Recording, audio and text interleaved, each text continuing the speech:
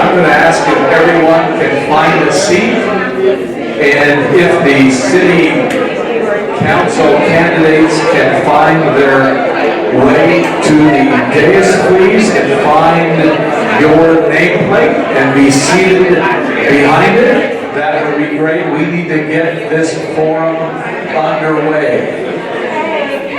Thank you for finding a seat.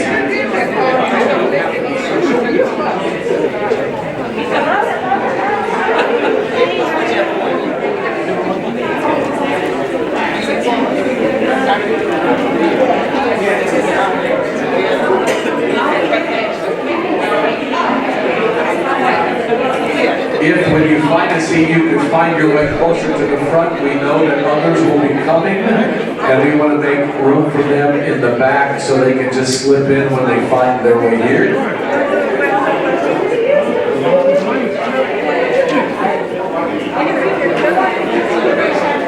My name is Kurt Crone, and I am the current president of Concerned DeSoto Citizens. It's an honor to be here today, and an honor to also co-host with the DeSoto Chamber of Commerce. I want to introduce the CEO, the president of the DeSoto Chamber of Commerce, Vanessa Sterling. She's going to introduce our moderator for the day. Good morning, good morning, good morning. Thank y'all for coming out. I know it's Easter weekend. I know it's early and probably thawing out, but we appreciate you coming out to hear from these candidates and hear what they have to say. As he stated, my name is Vanessa Sterling, and I proudly serve as the president of the DeSoto Area Chamber of Commerce. And I would like to introduce our beautiful moderator, Honorable Judge Aisha Redmond. Judge Redmond is the presiding judge of the 160th Judicial District Court. Before ascending to the bench, she served as the Assistant District Attorney with the Dallas County District Attorney's Office in the Civil and Criminal Division, where she prosecuted a variety of felonies, claims, and civil matters. Judge Redmond began her legal career as an associate in the Complex Commercial Litigation Division at Baker Botts LLP. While at Baker Botts, she gained in-depth experience handling commercial litigation, representing corporations, individuals, and governmental entities in federal and state court. Judge Redmond worked on a variety of complex civil matters, including contractual issues, labor and employment, pharmaceutical, and construction litigation. A graduate of Thurgood Marshall School of Law at Texas Southern University, Judge Redmond was a member of the Law Review, graduated 8 out of 210 students, and earned her law degree with honors. Judge Redmond has been honored by the National Bar Association and received several awards for excellence in service. She has earned an Exceptional Woman in Justice and Education Award and a Humanitarian Award. A dedicated public servant, she has a commitment to equal justice for all under the law. Her public service extends beyond the courtroom. She is an active member of the American Bar Association and has assisted and mentored students with college and law school mock trials. Please welcome our moderator, Judge Aisha Redmond.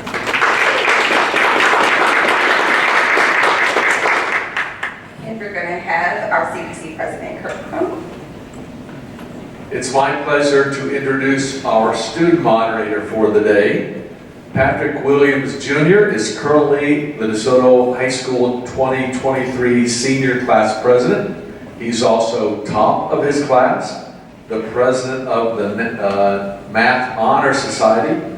He's also this year's president of the DHS National Honor Society and president of the City of DeSoto Teen Council. Patrick will be attending Florida A&M University this fall and plans to major in biomedical engineering. He is also a proud former West Middle School and Root Young Elementary School student. In his free time, Patrick enjoys spending time with his family and engaging, obviously, with his DeSoto community. Would you welcome Patrick Williams Jr., our student moderator? I also want to take this opportunity to recognize someone you all know very, very, very well. Kenneth Govan. Kenneth is our timekeeper. He's seated in the middle of the room. Kenneth is the area manager of the community and customer operation for Encore Electric and has served in and chaired the Best Southwest Partnership, DeSoto Chamber of Commerce, Methodist Center for Advisory Board, Duncanville Community and Economic Development Corporation, Leadership Dallas, Big Brothers and Big Sisters, Leadership Southwest, and so much more. Kenneth has served as the timekeeper of this event virtually since its inception in 1826. Would you welcome Kenneth, go ahead. I'm going to turn over the forum now. Candidates, you may take your seats. I'm going to turn it over now to Judge Redmond. Thank you. We will now proceed with the City Council candidate forum, starting with the rules. Each candidate will make an initial 1-minute address in alphabetical order of last name within the numerical order of the place numbers. Unopposed candidates will be allowed to participate in the 1-minute opening and closing addresses, but will not participate in the questioning portion of the forum. The first round of questions will follow the order of the initial addresses. The second round of questions will begin with alphabetically the next second person, and so on for each additional question. All questions will be presented by one of the moderators. Each question will be read once unless the candidate requests the question be repeated. The candidate will begin speaking when the moderator calls his or her name. If the question needs to be repeated, it may be requested at that time. Each candidate will be permitted 1 minute to answer questions. A 1-minute summary address will be allowed each candidate at the end of the forum. The sequence will be in reverse order of initial addresses, both numerically and alphabetically. Questions will be collected from the audience and used if time permits. Questions from the audience must be written on a card provided at the registration table and given to either Dorothy Pierce, CDC's Vice President for Programming, Gayla Burton, CDC's Vice President for Membership, or Vanessa Sterling, DeSoto Chamber of Commerce's CEO. Questions can also be posted via Zoom's chat feature. We will now proceed with 1-minute opening statements in alphabetical orders of their place numbers, starting with Mr. Gilbert Graham, Jr. Good morning, everyone. My name is Gilbert Graham, and I am just excited to be here. I'm excited to be going through this journey. I just want to appreciate you guys and thank you guys. My family and I, with my 2-year-old that is in her terrible twos, and my wife moved to DeSoto out of all the cities because we just loved what was happening. I work in new development, and I just think I can bring a lot to the table because we are on the move in this city, and there is just so much to love. Good morning, everyone. My name is Perrette Parker, and I'm a mom of an adult daughter, 20 years old, so you probably can tell where I am in that stage. I've been in DeSoto for 20 plus years. I'm a Concord member for 14 years. I am devoted to helping and being a part of the community. I sit on the actual Parks Board as the Park Board Chair. I've been on the Park Board for 4 years, three and a half, almost 4 years. And I've been working in and throughout DeSoto in mayor meetings, city council meeting, mayor 360s, P&Zs on behalf of DeSoto. My whole platform is about processes and bringing improvement to DeSoto, integrity and transparency. And I'm here to serve. Thank you, Madam Moderator, Mr. Moderator, and thank you concerning DeSoto citizen as well as the Chamber. I am Andre Bird. I am your City Councilman for Place 4, currently serving as Mayor Pro Tem of this great city of DeSoto. I'm married to the love of my life for over 35 years. We've been together for 42 years, and I would do it all over again if she's naive enough to say yes. We have 2 wonderful children who both live in the area. I am currently seeking your vote to continue the work that we have started. This council have been a council that have been about action, not about talk. We have brought about ideas that was on the table 20 years ago. We have teed them up and they are ready to happen. This is a great time to be in DeSoto, and it's a great time to keep me as your city councilman. Thank you so much, and may God bless you.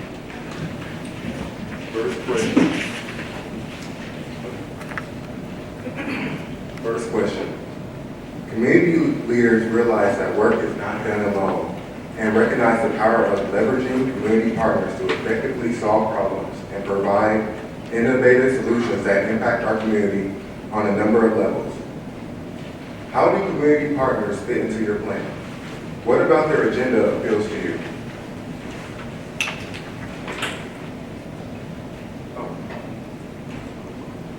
Ms. Correct Parker, this question's for you.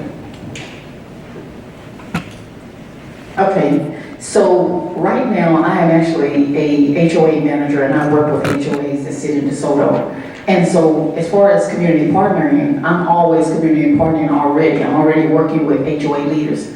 I work with the community in several facets. I'm actually on the park board as the park board chair. I work on things like the park board, the Mosley pool upgrades, things that help with the quality of life in DeSoto. And so as far as community is concerned, I am always talking in terms of it's not my community, it's our community. So I want to make certain that people know I'm here to serve the community. Councilman Burke? Thank you for the question. To the same regard, community partnering is the essence of who we are and who we are as public servants. You can't serve the community without the community. So those partnerships, i.e., I walk the streets of neighborhoods with a very outspoken, who don't always agree with me, citizen. But when she asked me to come walk her neighborhood, to come look at the street parking, to come look at the dilapidated homes, we walk those neighborhoods.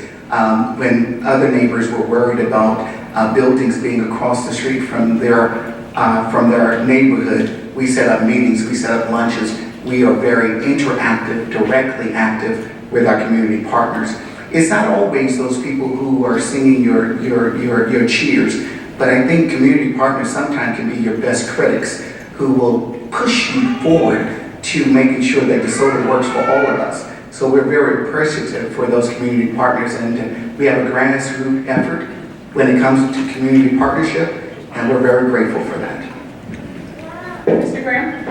Great question. I think that it's very important to get the entire community involved. And when I first moved to DeSoto and we built our home in 2019, I think the biggest thing that I've seen while I was trying to get involved was discord from different levels. And I think the biggest thing we can do here in DeSoto is reunite, because we are truly heading in the right direction in every facet. I think the biggest thing that I've noticed is that the community doesn't feel as involved, or they're just so upset or mad at what was going on prior to this board that they are disconnected. So I think community partnerships is very important, but I think we also need to go back to the basics of getting everybody at the same table and letting them know in layman terms where our plan is and where we're going, so that we can all ensure that we're working together, because we can't do that without the community.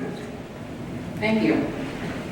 Question number 2. What do you believe to be the most significant challenge and/or opportunity facing DeSoto currently? And what are your recommendations for addressing that challenge or opportunity? Ms. Parker? I believe that the biggest challenge right now is just bringing people out of their homes, bringing people together. Communication is key. Talking with people, actually finding out what they want, what matters to the community. Getting involved in a lot of the community activities is not just having an event and saying, here's what I want you to do. It's actually asking people what do they want and trying to bring those items to the city of DeSoto. Right now, that doesn't happen as frequently as it should, and I know no person is bigger than DeSoto. Not one seat on this council will be bigger than DeSoto. So I want to partner not only with the council, but also with the community to make sure that we hear what the voice of the DeSoto citizens say. Councilman Burke? Thank you. Our biggest challenge right now, I believe, is still and has been narrative. DeSoto is still an excellent place to live. It is where people come to prosper, to have a safe home, and to have a good lifestyle. DeSoto is actually where successful people live in the best Southwest. Not that the other cities don't have successful people, but growing up, I remember wanting to live in DeSoto because the name DeSoto was synonymous to Holland Park to me. And so when the narrative from within the house is different from the narrative and the image that we need to exhibit outside the house is not the same. So the first thing we must do is start speaking well of ourselves. Because to get economic development, to get those people, they first look at what's in the paper, they hear what you say about yourself. And if we have people that are talking negative about the things that we know are wonderful, the prettiest area in the whole West Southwest is DeSoto. Most economic opportunities are in DeSoto. Most CEOs live in DeSoto. Mr. Graham? I think one of the biggest issues here is positivity. Along this journey, but also prior to this journey, there's so much discord going on from every level that I can think of. And I think one of the biggest things that President Barack Obama said was that instead of sit down and talk about the change, we have to be the change. So I think that it's very important that we, again, reunite and get everyone back on terms that we are moving in the right direction. This is the route we're going, but we have to create some positivity. We have to look at the glass half full instead of half empty like many are doing. And I think that's the biggest thing is bringing some positivity, because we have the development, we have the growth, we have the right people in their seats. We just need the people to understand and believe that positivity is a thing. Question 3. What boards and/or commissions have you served on since living in the city of DeSoto? And how many city council meetings have you attended this past year? Councilmember Byrd?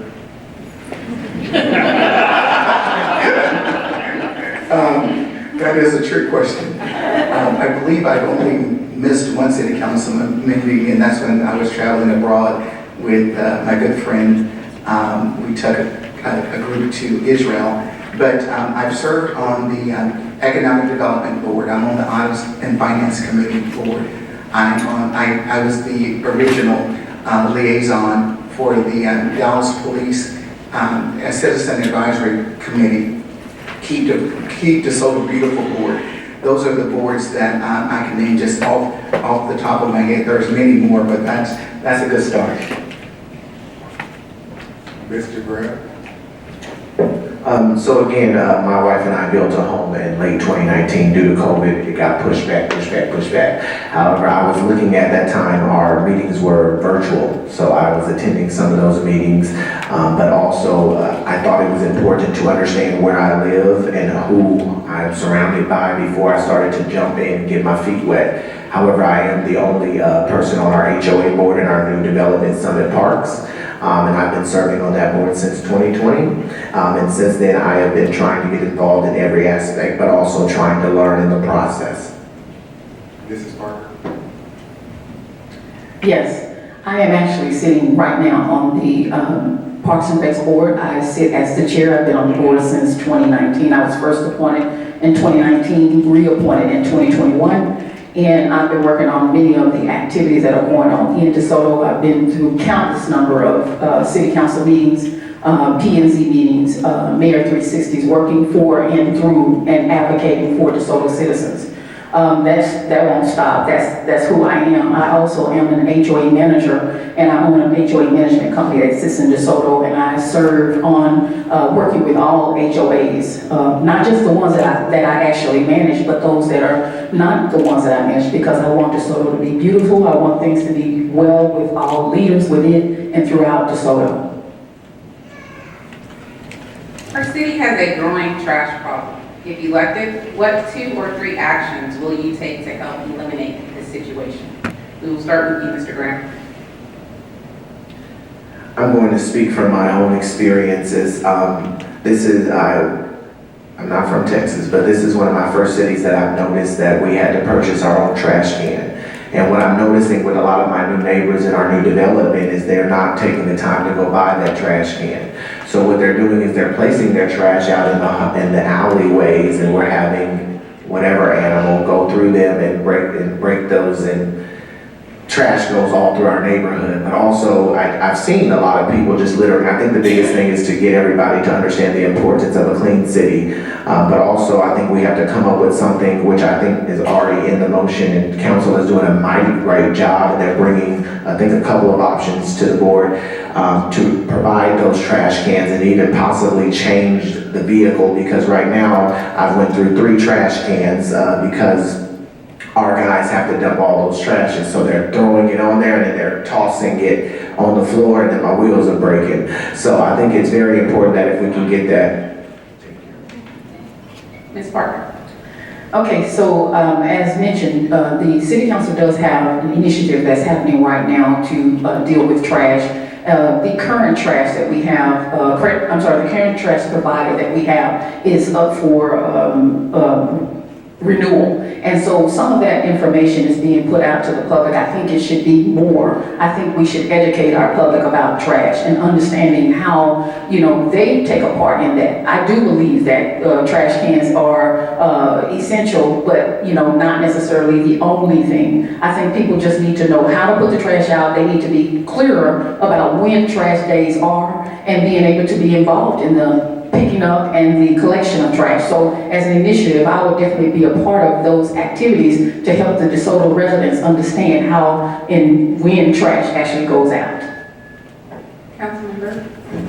Thank you. Currently, we have the Cadillac of waste removal twice a week, unlimited bulk, unlimited recycling. We have the Cadillac of that, and I think that's a very good program. We will fight hard to keep that intact. But also, when people throw trash out of their windows and they litter the streets, that is not something that the city can do. It's something that we must do collectively as a community. We must change the mindset and reinstill pride of ownership and pride of citizenship. I believe we need to talk more about being a citizen of DeSoto and what that looked like, very much like we would talk to our families about being a family member of this home. This is what we will do and what we don't do. This is how DeSotians act, and this is how we protect our neighborhood and protect our asset and protect our city. We will now transition to a topic that is near and dear to all of us. The city is only as good as its schools. With that in mind, how many school board meetings have you attended this past year? And what plans do you have for working with the school board to help make DeSoto the city of choice in the metroplex? Mr. Graham? Good question. I have attended a few, I would say over 4 to 5 school board meetings, and something that I noticed is that, which I've also noticed in our council meetings, is we hold a lot of the recognitions for the city in the beginning of the meeting. So we have full packed out houses in the beginning of the school board meetings, and the same thing for council. And then as soon as we make those announcements, everyone scatters. So I think it's very important to get the parents involved, because they are very busy on Facebook, and it's negative. So I think if we get to those meetings and we talk to the superintendent, we hear what the president is doing, I think we have to build trust. I think that's one of the biggest things. I think the board is doing a great job currently, and I think we have some awesome candidates running for those seats. But I think the biggest thing is going to be to build that trust again. And in order to do that, we have to see those same people reaching out and opening those town hall meetings and asking those questions and answering those questions to the public. Mrs. Parker? Yes, so for school board meetings, I only attend online. I actually review a lot of those meetings. I believe because there's such a distinction of city council and then the school board, I think that some collaboration needs to take place. Right now, that collaboration is DeSoto Council is an entity and the school board is an entity. My goal would be to bring those two together in some fashion that would help, not only bridge the gap between what the city council does and how they can assist the school board and vice versa. So right now, I believe that there is some sense of need in the actual school board changes as far as the school board meetings and what actually is said during those meetings in order to help the students. So it's all about collaboration. For those with questions, please write your question on a 3x5 index card. Now proceed to question 6. What do you believe are the top 1 or 2 leadership qualities that are ideal for a city council person to have? Which of these do you possess? We will start with you, Ms. Parker. Okay, so for a person to sit on the council, first and foremost, I believe they should have a fiduciary mindset. A fiduciary works on behalf of others regardless of whether it benefits them, and I possess that in tenfold. I've been working on behalf of DeSoto, even when DeSoto didn't know I was working for DeSoto. So I believe every council member should have that. They also should have integrity and want to be transparent, because nothing is secret at this particular point in time. Everything should be put out in the front and made aware and available to DeSoto citizens, and clearer as far as what is going on with the city council and the city government. And I believe I hold that also in tenfold. Councilman Byrd? To sit on the city council is to represent not only the people in your place, but it's also to represent the entirety of the city. I believe that in order to do that, you must have vision. You must be a visionary. You must see how programs work within your area. You must understand how it affects other areas. Also, you must be a team player. I think it's important to understand that no one person can get a vote through by themselves. And so the continuity of vision and the idea of vision must also transcend not only to where you live, but what's good for the whole city. Lastly, I think you must be principled. You are pulled in every direction, every clique, every group have their own agenda, but you must be principled to the overarching idea that I'm here not only for one person or one group, I'm here for the entirety of the city. Mr. Graham? I think there's a plethora of things that are to sit in that seat you need, but I think one of the biggest things for me is going to be a heart for the people. I think it's very important that when you are being pulled in all those directions and having meetings after meetings and a time away from your loved ones, that it gets very difficult to continue to be available and continue to have a heart for the people and not try to tear them down or destroy them or even ignore them. I think the biggest thing that I bring to the table is just that heart for people. I am a licensed minister with the youth in my church, and I just think it's very important that those people, young people and everybody just feels involved. Sometimes you have to hear their complaints and just nod your head, but sometimes they need to hear from you instead of just a nod your head. And I think it's very important that we just don't lose and that that person that has that seat has a heart for the people. According to the city's website, DeSoto is a city of over 60,955 residents, and it will add 10% to that number in the next 5 years. Growth such as this brings its own challenges. Share your thoughts about this type of growth. Mrs. Parker. Yes, I believe that DeSoto is growing, and that is a wonderful thing for all that are already here and all that are coming. What I would like to see in DeSoto is that they are preparing for that growth. Bringing more businesses, working with their entrepreneurs, bringing, the people who, bringing access to capital funds for those entrepreneurs in order to bring businesses that will make it available for the people that are coming to DeSoto. Making certain that DeSoto is a place where you can not only live, you can work and you can play. Those are the items that would be on my agenda at all times, is to bring better things for DeSoto, for them to be able to do all that they want to do, live, work, and play in DeSoto. Councilmember Byrd. The growth of DeSoto is phenomenal. According to the census, in the next few years, we will be almost 87,256 people by 2045. That is tremendous, and I agree with Ms. Parker. We must prepare now for that growth. The current council, our job is not necessarily to legislate what's happening now. Our job is to vision DeSoto 5 years, 10 years from now. One of the things that I think that we should be looking at is diversity. A city must have more birth than it has death in order to be a viable city. In order to attract that younger generation, we have to have diversity in home ownership. Everyone don't want a 10,000, 5,000, 3,000 square foot home. Some people want a town home that they can own and start to build wealth and equity. So I believe diversity and opportunity in home ownership is important, as well as diversity and in every aspect of that word. Mr. Graham? I think the growth of DeSoto speaks highly of our city, and many people, including myself and my family, are moving to DeSoto.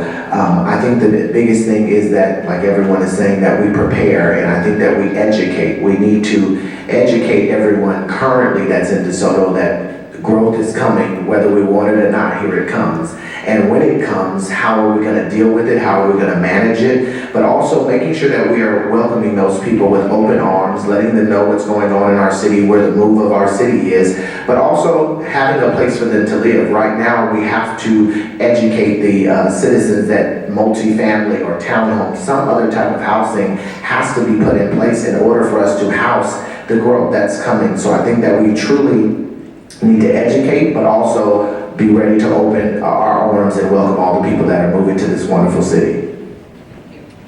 How important is it for city leaders to be accessible to the public? What do you plan to do to make yourself accessible to your constituents? And we're starting with you, Councilman Burke. I am accessible by phone, and I like in-person meetings. I am not big on town hall meetings. I want you to get the information, but I believe that the CMO report does a wonderful job. So we try to get people tied into the CMO report, but town hall meetings is not the vehicle that I use. I like group lunches. I like to get one-on-one with you. I answer phone calls. I return texts. That is the way that I stay in touch. We have something that we call Coffee with Councilman Bird that is still going on, that is still vibrant. There is not one of you who have called and asked for a lunch meeting with me that I don't take time, take you to lunch, sit down and listen to whatever you have to say. And so that's the way that I think we continue to support this community. The big stuff, we let the newsletters handle that. The things that you are individually having problems with, we meet with you individually because this is your DeSoto as well as mine. Mr. Graham? I think it is truly important. Can you re-ask the question one more time? I was going somewhere else and I want to stay on cue. How important is it for city leaders to be accessible to the public? What do you plan to do to make yourself accessible to your constituents?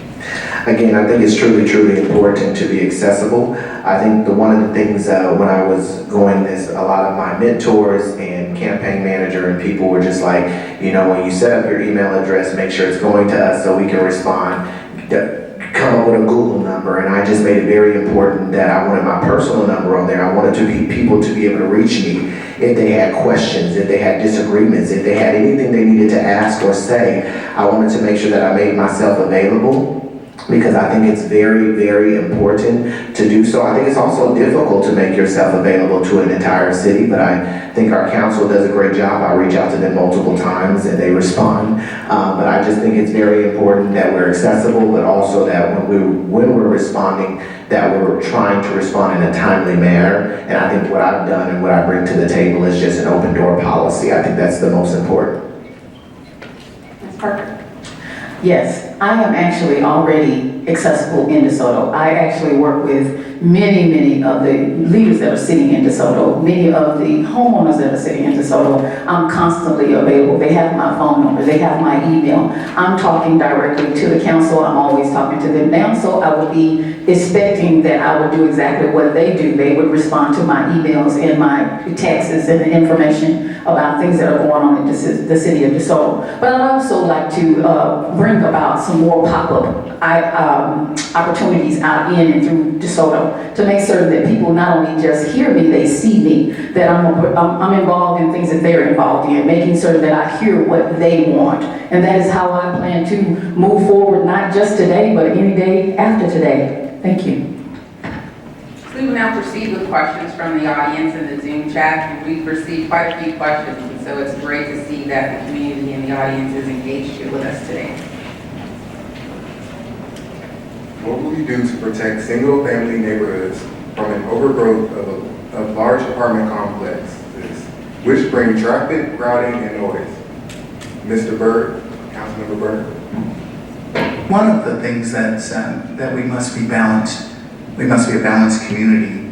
The idea of single-family home ownership, your home is probably your highest investment. It is important that we have things in place, which this council have already put in place, things to protect the neighborhoods, things to protect the value of your homes, things to protect your asset.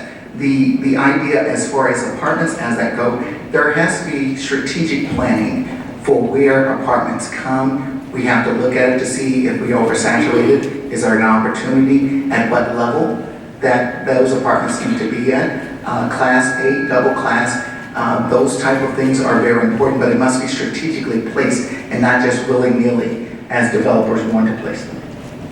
Mr. Graham? This question hits home because I am a new development director for multifamily.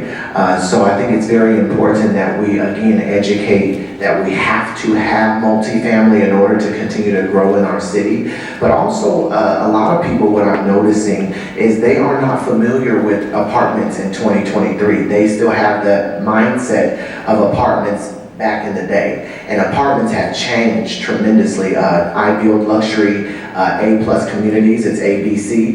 We have some C communities, and those are gonna be your government funded and stuff like that. But I think it's very strategic that we have to be strategic in what we allow in our city, but also educating what that could bring. If you look on Beltline, we just built a beautiful Class A multifamily, and now we have Dutch Brothers coming, and several other companies are now looking to come. So I think in order to grow, we want sit-down restaurants, we want healthy options, we want all these things. I think the apartment industry is going to bring some of those things here.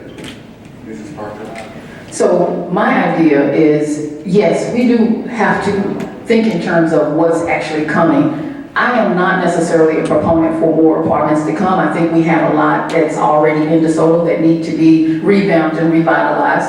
I believe that, the city council in some cases could put in place a housing task force that actually looks at the housing in DeSoto to try to protect not only the single families, the subdivisions, and the existing apartments, but right now there is no housing task force. There's no one talking together to talk through those things, and I want to be able to put that in place or be a part of putting that in place in order for us to look at what DeSoto really needs. Is apartments the ideal? I don't know. I don't want that to be the thought process. So I want to make sure that we do protect the neighborhoods, not only the single families, but not only the non-HOAs, but the HOAs in DeSoto.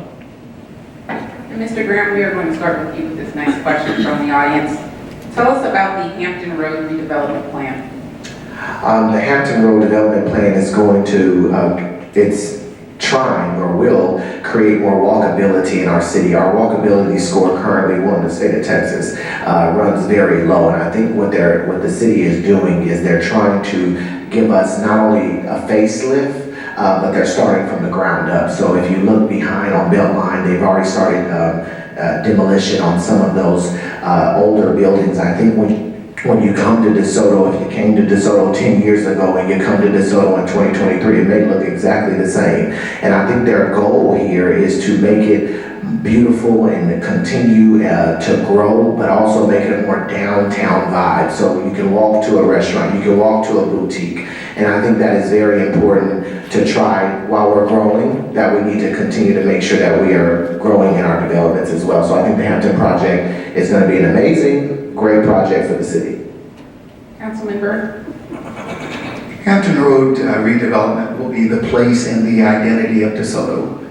It would be the place where people would want to be, green spaces, walkability to restaurants, healthcare. It will be the place. When you think about DeSoto, right now we think about exquisite homes, wonderful parks, but we don't necessarily think about retail. Hampton Road will be the catalyst that will bring together high-end retailers, high-end restaurants, those things that we've been asking for, the quality of life amenities that we've been asking for. Hampton Road would be the place that will galvanize all of that. It will be the place, and it will be the identity of DeSoto. When you think about DeSoto, you would think about the beautiful bridge that brings you over on Hampton Road into the downtown area. You would think about walkabilities, the streetscapes where you can walk and also bike. You would think about having bistros outside of your sidewalk. You would think about having coffee in the morning and, if you would, a drink in the evening.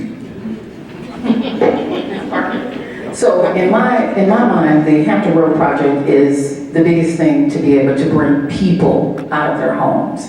That is what DeSoto is all about, is it has people who are in their homes that need to come out and be a part of the community. This is a place where it will be able to bring together a lot of the people in the city of DeSoto, as opposed to people going other cities to do their regular business and being able to eat in DeSoto, being able to play in DeSoto, being able to work in DeSoto. Those are the items that I think Hampton Road project will bring. And I am a proponent for Hampton Road. I'd love for us to get there. We've been on that road for a minute now. I would like for us to begin doing that in order to bring DeSoto to be a more connected city. What is your definition of integrity? And have you been active in the DeSoto community? If so, please elaborate. Ms. Parker? My definition of integrity is doing what is right, whether anyone is looking or not. And I've been doing that in tenfolds. I work with communities right now that may or may not want to change. They may or may not want their to follow the rules, but I make certain that I am there to help their leaders to enforce those rules in order to make things simpler for the entire neighborhood. And integrity means you have to just do it, regardless of whether you're going to be liked, whether you're going to be the most popular, but that you're doing what is right. And that, to me, means integrity. And everything I do today is already going in that direction. I'm already working with the people of DeSoto. Councilmember Burke? Integrity is doing what is right, whether or not it's popular or not. Doing the same thing in private as you would in public. That is integrity. People will know that when you speak, you're speaking from truth. Whether or not it benefits you or hurt you, they can count on the words that you say and your actions to be synonymous. Mr. Graham? Like Ms. Parker said, I think integrity is doing the right thing when no one is looking. And I think that is a very important thing that we all need to have, is integrity. Is just trying and doing the best we can. It's a golden rule: treat others like you want to be treated. And I just think that that's what integrity is. Thank you.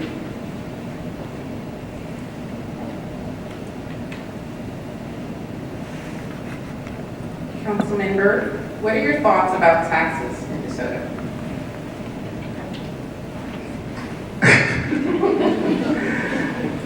Taxes can always be lower. Amen.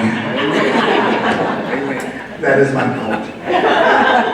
We need to lower, this council, as well as the previous council, we've lowered taxes. Our city taxes have gone down, and actually this last budget season, our taxes actually went down. Again, since I've been on council, we have not raised taxes one time. We've only taken taxes down. However, we do understand that the money you pay have gone up because of appraisals. What we're currently doing is working with our state senators, our state representatives, and even the governor of the great state of Texas to talk about how are you going to use that surplus of money and help our residents with their tax issue, with the growing tax burden. I have several people in my congregation who live in DeSoto who are losing their homes because they worked hard, but when they went into retirement, they cannot afford to pay their taxes. That is a big problem. So we need the surplus from Austin to help us offset that. Mr. Graham? I think property taxes is high. Amen. I think one of the biggest things is educating people on property taxes. When we built our home, we paid a certain amount, and then a year later, we got a $10,800 bill that it had to be due within a certain amount of time. And as a first-time home buyer, I would have never known that, and thank God we were able to pay that. But there's so many people that I know that aren't in that position, and it hurts. So I think the biggest thing is, I think DeSoto has done a phenomenal job. The last 10 years, the council has lowered taxes. The last 2, they kept it the same. But again, they're going up because our property value, as much as we want our property value to go up, we don't want people losing their homes for that. But the Texas state just passed billions and billions of dollars, and I'm hoping that with that, it will trickle down to DeSoto, and we will be able to assist further, because property taxes is way too high. They need to cut it. Ms. Parker? Well, I won't necessarily go that route. I'll just say, yes, they are high. Right now, the city of DeSoto, I would like for the city of DeSoto to do some homework on those things. Do some research. Find ways that we can do some reductions. Is there a possibility that reductions can happen? I know at the state level, they are in the midst of that bill. That bill has not passed yet. It passed one part of the Congress, and it's now in the House. I'm a proponent for the homestead exemption being increased as opposed to property taxes being leveraged on the appraisals, because the appraisals are every year. The homestead exemption, if it's moved to a point where it can be higher to offset, I believe that's where the tax savings will come from. And in my mind, that's what I would be being a proponent for. How can residents trust that you will bring in retail and sit-down restaurants? Mr. Graham? For the last 10 years in new development, it's been my job to go out and not only approach council in many different cities and states, but also pitch to these major companies and wonderful restaurants. And I think one of the biggest things that I've learned is I have to be able to tell them why this is the best city.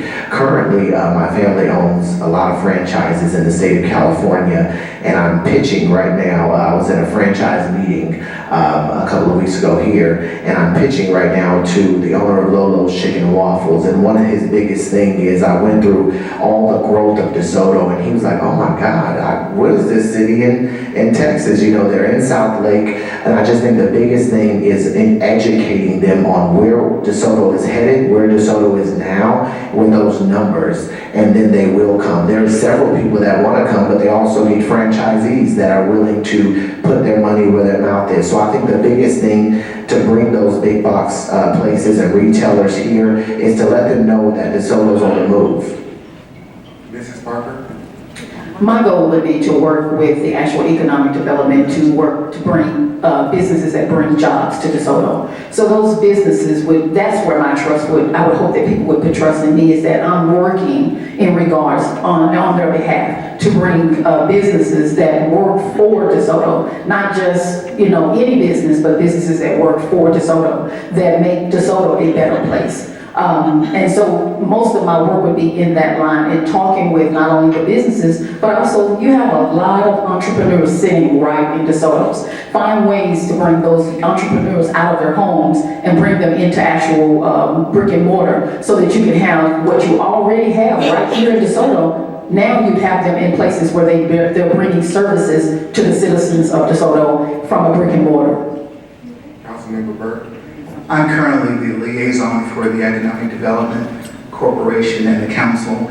I currently spend 20 to 25 hours per week meeting with people within that organization and outside of our city walls to bring economic development. I currently spend $300 to $500 per month taking developers out, talking to restaurant owners in other parts of the city, bringing them personally, touring them through our city of DeSoto to show them what they're missing. I'm personally already doing that. I believe that if I'm allowed to continue the work, that in the next year or so, you're going to see some economic development off 35. We are currently in meetings talking to developers about a new development, new areas. It takes time, but hopefully we've proven to you that we can do it, that we have done it, and we will continue to do it. I promised you if you gave us a stipend, that I would give every dime of that back, and I have kept true to my word. Thank you. On that note, Councilman Brown, if you received a $1 million grant to use in the city in any way that you wanted, what would you do with it and why? Wow. if I received $1 million grant in the city of, in DeSoto, I would redevelop a plot of land that's in my area that is currently an eyesore on the corner of Wintergreen and 35. I would use that money to build a relationship with other entrepreneurs to come and make that entrance, that first northern entrance into our city, just absolutely knocked out. When people drive down, when they exit off 35, 35 is our frontage road, that is our growth area, if you would. If we're not on Hampton Road, 35 would be our next area. I would use it for economic development. Ms. Parker?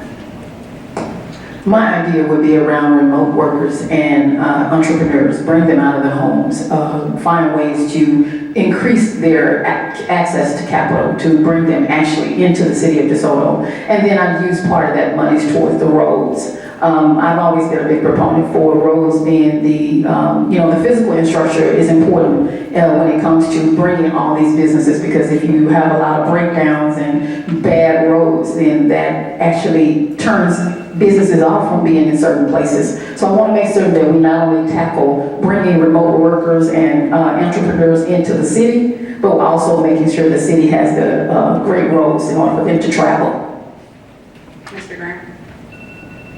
I would split it into 3 at 33 1/3%, and one of that portion I would give to our current entrepreneurs that are in the city struggling or wanting to get into an actual facility or build in a facility or give their facility a facelift. And then the second portion I would give to youth entrepreneurs. I think that we have to, where the world is going, we have to encourage our youth more to do what they're doing, but also give them the platform to do so. And then the third, I would just put into more development of the current businesses that are already in place. I think DeSoto has a lot of entrepreneurs, and I think that in developing new, I think if we can help the current people that are already in place, it could help our city a lot. Do you think DeSoto's downtown area is inviting and attractive to those visiting the city? How would you improve it? Ms. Parker? Well, no, I don't think it's necessarily inviting. There are things that could be done differently. Right now, the city sits on a hill, and I like to take advantage of more of that, making sure that we bring, as I said, there's a lot of open spaces and parks.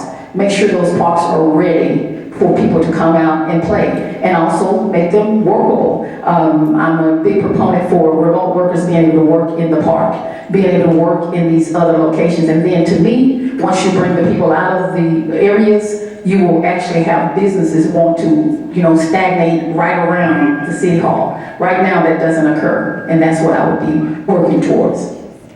Councilmember Byrd? Well, the nuance is that DeSoto was built without a downtown. Currently, there is no designated downtown area in DeSoto. That's why the Hampton Road project is so important. We must create destination. We must create identity. We must do those things that was not done when DeSoto was originally developed. Mr. Graham? He took it right out of my mouth, but if I closed your eyes and took you to downtown Dallas or downtown Austin or downtown Houston, and then I took the blindfold off, you would immediately know that I'm downtown. I think the biggest thing is here in DeSoto, we don't have that. So that's why we are creating and implementing Hampton Road projects so that when you do come to DeSoto, you know that you are downtown and that you feel the downtown vibes. What do you see as the council's roles and responsibilities? We'll start with you, Ms. Parker. The council's role is a policy-making body. They are there to work on behalf of the citizens of DeSoto and bring about policy that works for DeSoto. And all of the people that sit on that board has to have a fiduciary duty for the citizens of DeSoto and work on behalf of DeSoto. Councilman Byrd? Our duty is to make sure that your dollars, your tax dollars are working best for you, that you have a place to take your family, you have a safe and beautiful city, that the city services actually meet you where you want to live. It represents the lifestyle that you want to have. I agree that it takes people that have proven records in business, proven in integrity, proven and principled and passionate about our city to look beyond where she is and see the options of what she could be. Mr. Graham? As a city council member, you are a policy maker. You have a responsibility to the residents and citizens of the city. But furthermore, you have to handle the concerns of the people, the staff, and everything that's going on in the city. So again, I think it falls back to they are the policy makers for the city for today and moving forward in the future. Thank you. And that concludes our City Council Candidate Forum 2023. Please give each candidate a round of applause.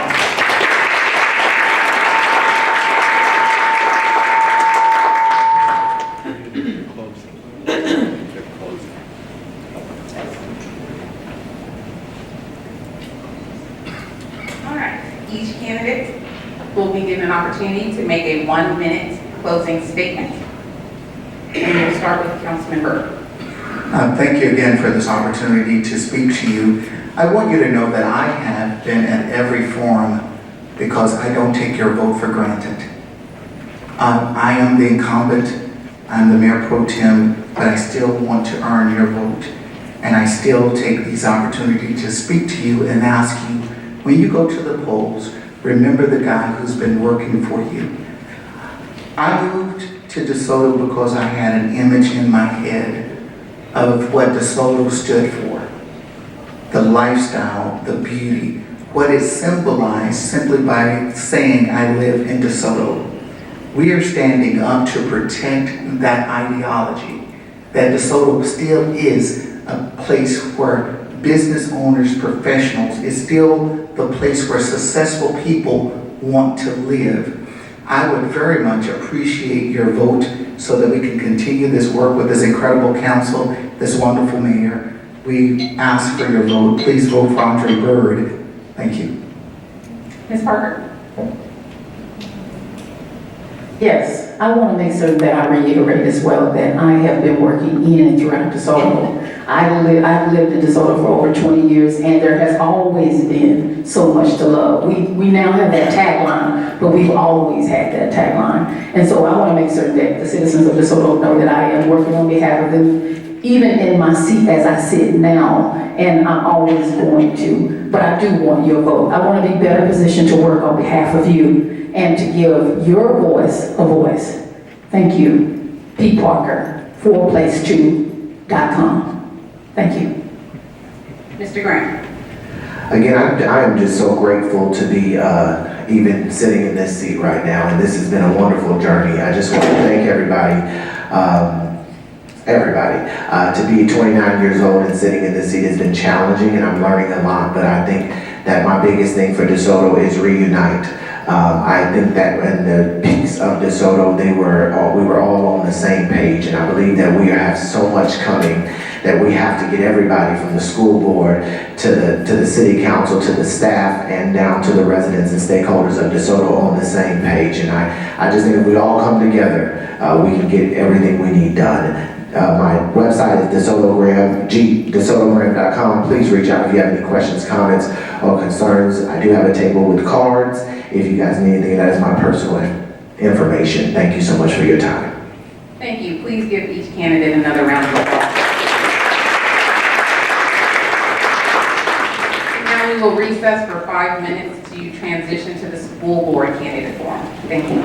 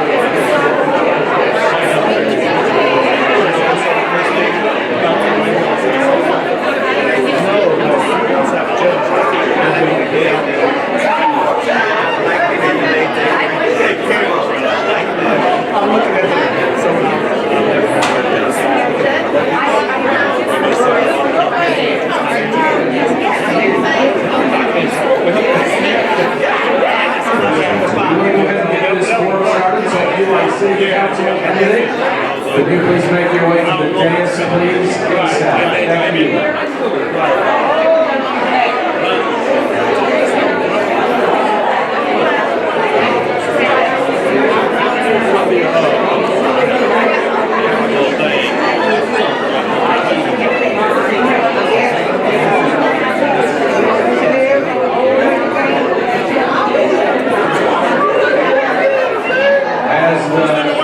School board, I said City Council, as the school board candidates are making their way to the front, we need you to know that this forum is live on the CDC webpage, and everyone can also, on the CDC's Facebook page, you can let your friends know, but you'll also be able to watch it there later on the CDC's Facebook page.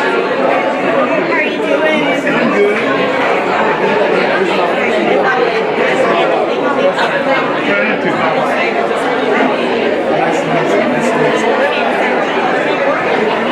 Also, there are flag cards on the table at the back, and also we have the leadership of CDC and the chamber. Flag cards, you can write questions down, and our moderators will do their best to see those questions. Thank you. You know what he's doing.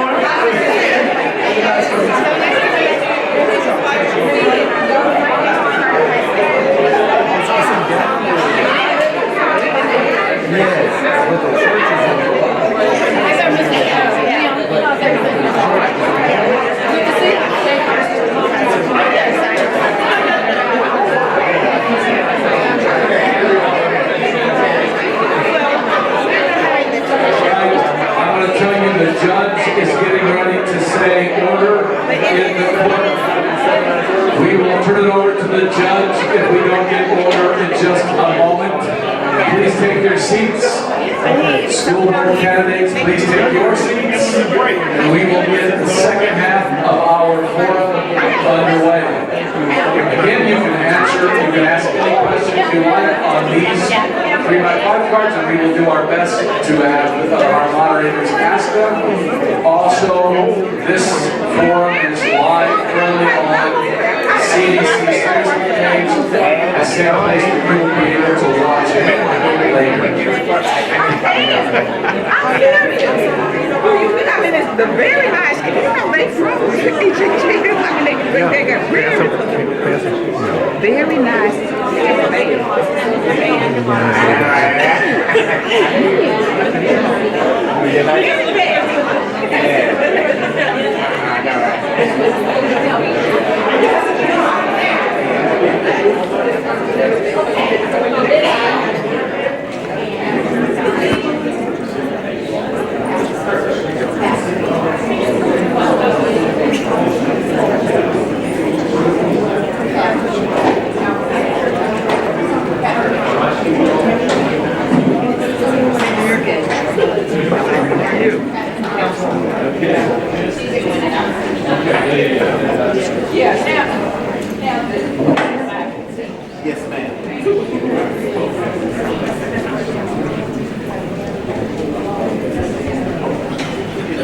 Thank you for your attention and appreciate your cooperation. We're going to go ahead and get started. And would you one more time please give a DeSoto welcome to our moderators, Judge Aisha. My mind just went red. And our student judge. We'll actually start with Mr. Patrick.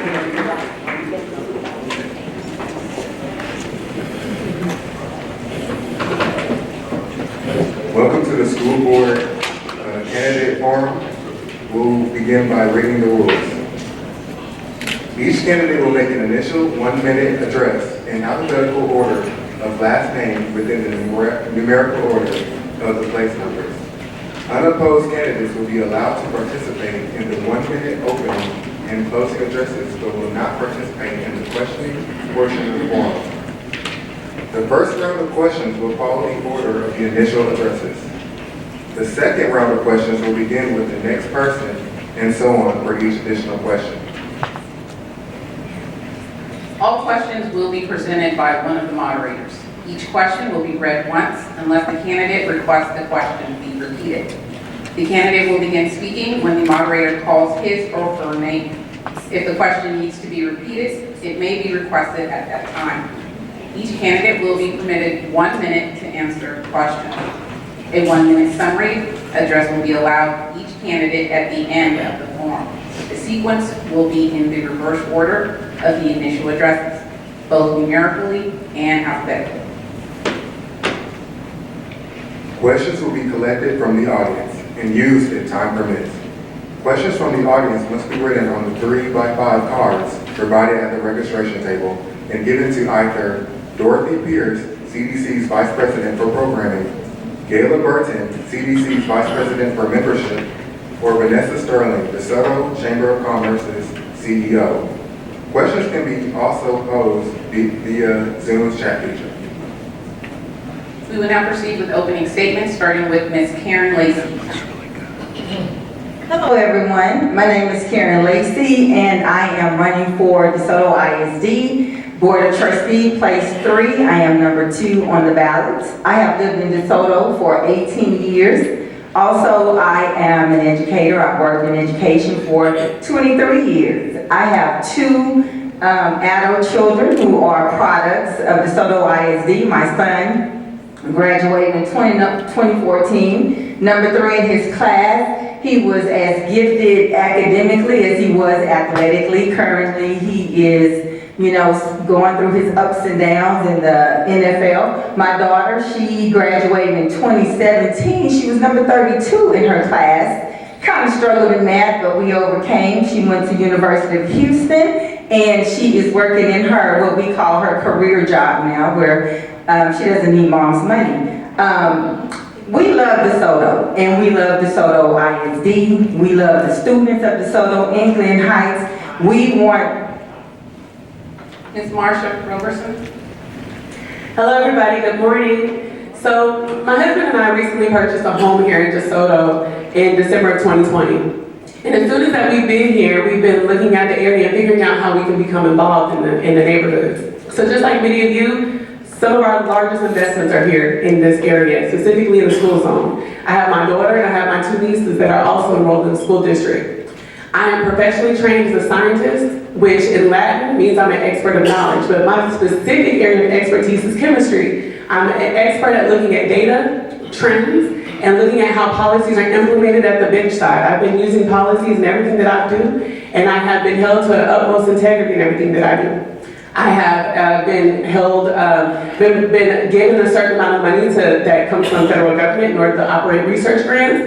I have been on the university senates. I have taught students. I have worked in all kinds of different facets, but I have a wherewithal of experiences that I believe could be valuable to support the leadership in the school district, and that's what I'm here to do. Mr. James Durham. Yes, my name is James Durham, and I won't get to answer a lot of questions because I'm running unopposed, but quickly. I lived in DeSoto for 28 years, my wife and I. We had 3 kids to come through the DeSoto ISD school system. And so we built 2 houses here in DeSoto, one in 95 and one in 2006. They're a mile apart. So that lets you know how vested I am in DeSoto. I am all about kids. I love kids. I tutor kids through my educational services business afterwards. And I'm asking for your vote for place 4. Thank you. Trustee Ed Cooper Jr. Greetings all. It is great to be here. My name is Abe Cooper Jr. I am the current or the incumbent for trustee place 5 in DeSoto ISD, serving on the board since 2020. I've been a resident of DeSoto for 24 years. I am a husband, I am a father, my wife Dion is my rock, and my children, one is about to graduate from TCU, and she went through the DeSoto schools, and my son is currently a senior at DeSoto High School, due to graduate in May as well.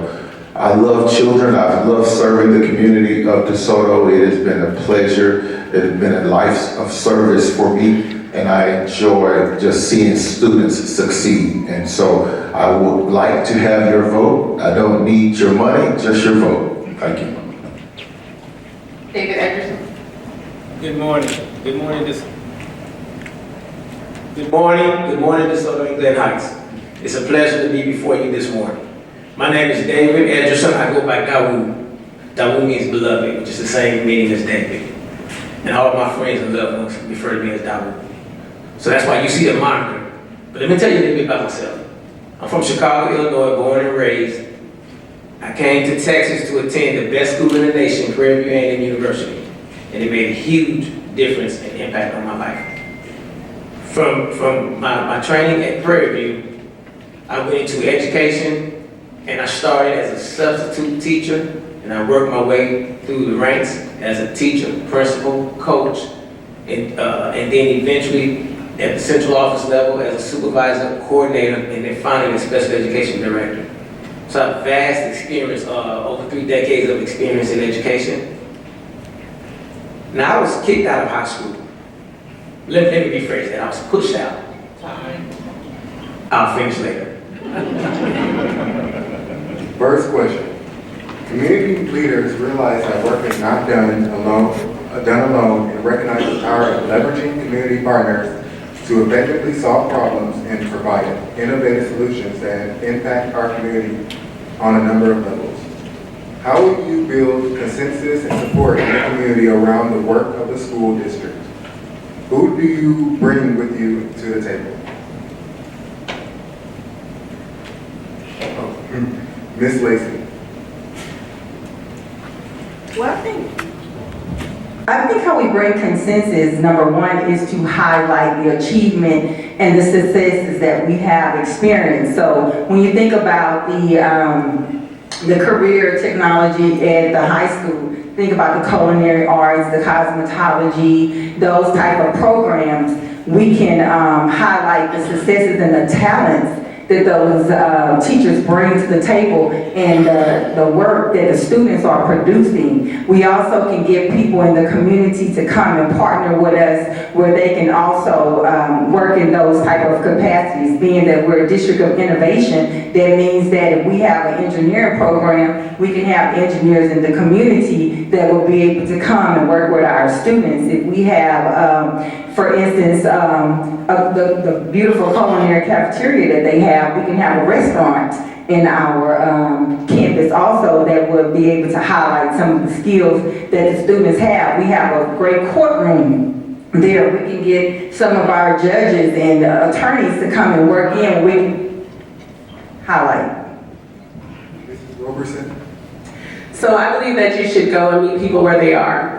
Everything that you would like to do that's successful in communities is always based upon schools, homes, and your churches. So I think that we should go there and see how we can always build bridges to basically booster up those things that we need to. So yes, go out to the community and see what trades are there. See how we can actually interact with folks and see how we can leverage and network and create pipelines that how we're training our students in their industrial certifications and their interests. We can establish those pipelines and use our community to complement their training. Likewise, being involved with the PTA and the parent leadership community with Moms on a Mission, my husband's on Dad's on Duty, and just we're pretty much trying to figure out how we can make those connections all the way from the little kids all the way to the larger kids. So we're in the process with Moms on a Mission doing a T. You know, Dad's on Duty, he basically goes out and talks to young men. And then on Tuesdays, I'm with homework help. I tutor children every Tuesday, regardless of the subject. Trustee Cooper? So what we've done here in DeSoto ISD currently is work well with the city council and the mayor's office. Those were two important relationships that we wanted to establish so that we could really get a good feel on what the community wants, what's in the community, what's available in the community for us to partner with. The next thing we did was we hold town halls, bi-monthly town hall meetings. This also gives us an opportunity to show the community what we are doing, to see what they would have to align with what we can do. And so our responsibility as trustee members is to connect the city with the school district so that the superintendent can take our advice on where we want it to go in the connections and build those relationships that we have. And so that's what we've done currently in DeSoto. Mr. Anderson? Thank you. Thank you for the question. So to expand on that, in addition to connecting with the DeSoto community, it's also important to connect with the Glen Heights community as well. We need to make sure we're not leaving anyone out of the equation. The question was who would be at the table: businesses, civic organizations. Let's not forget students. They have a voice and they have a stake in this whole deal, so it's important that we bring them to the table. Another thing that we need to do, sometimes we leave out departments in our school systems. We listen to we hear from our teachers and our administrators, and the campus leadership, but a lot of times we don't hear from the departments. And so people in the departments that help the operation of the school district have a lot of things to say because they see a lot and they have a different perspective. So we come to a room and we build a coalition and we have strategic planning sessions and we just work hard and strategically to get the concerns met. Mrs. Roberson, we will begin with you. Question number 2. What current issues would be your top priority if elected over the next 3 years?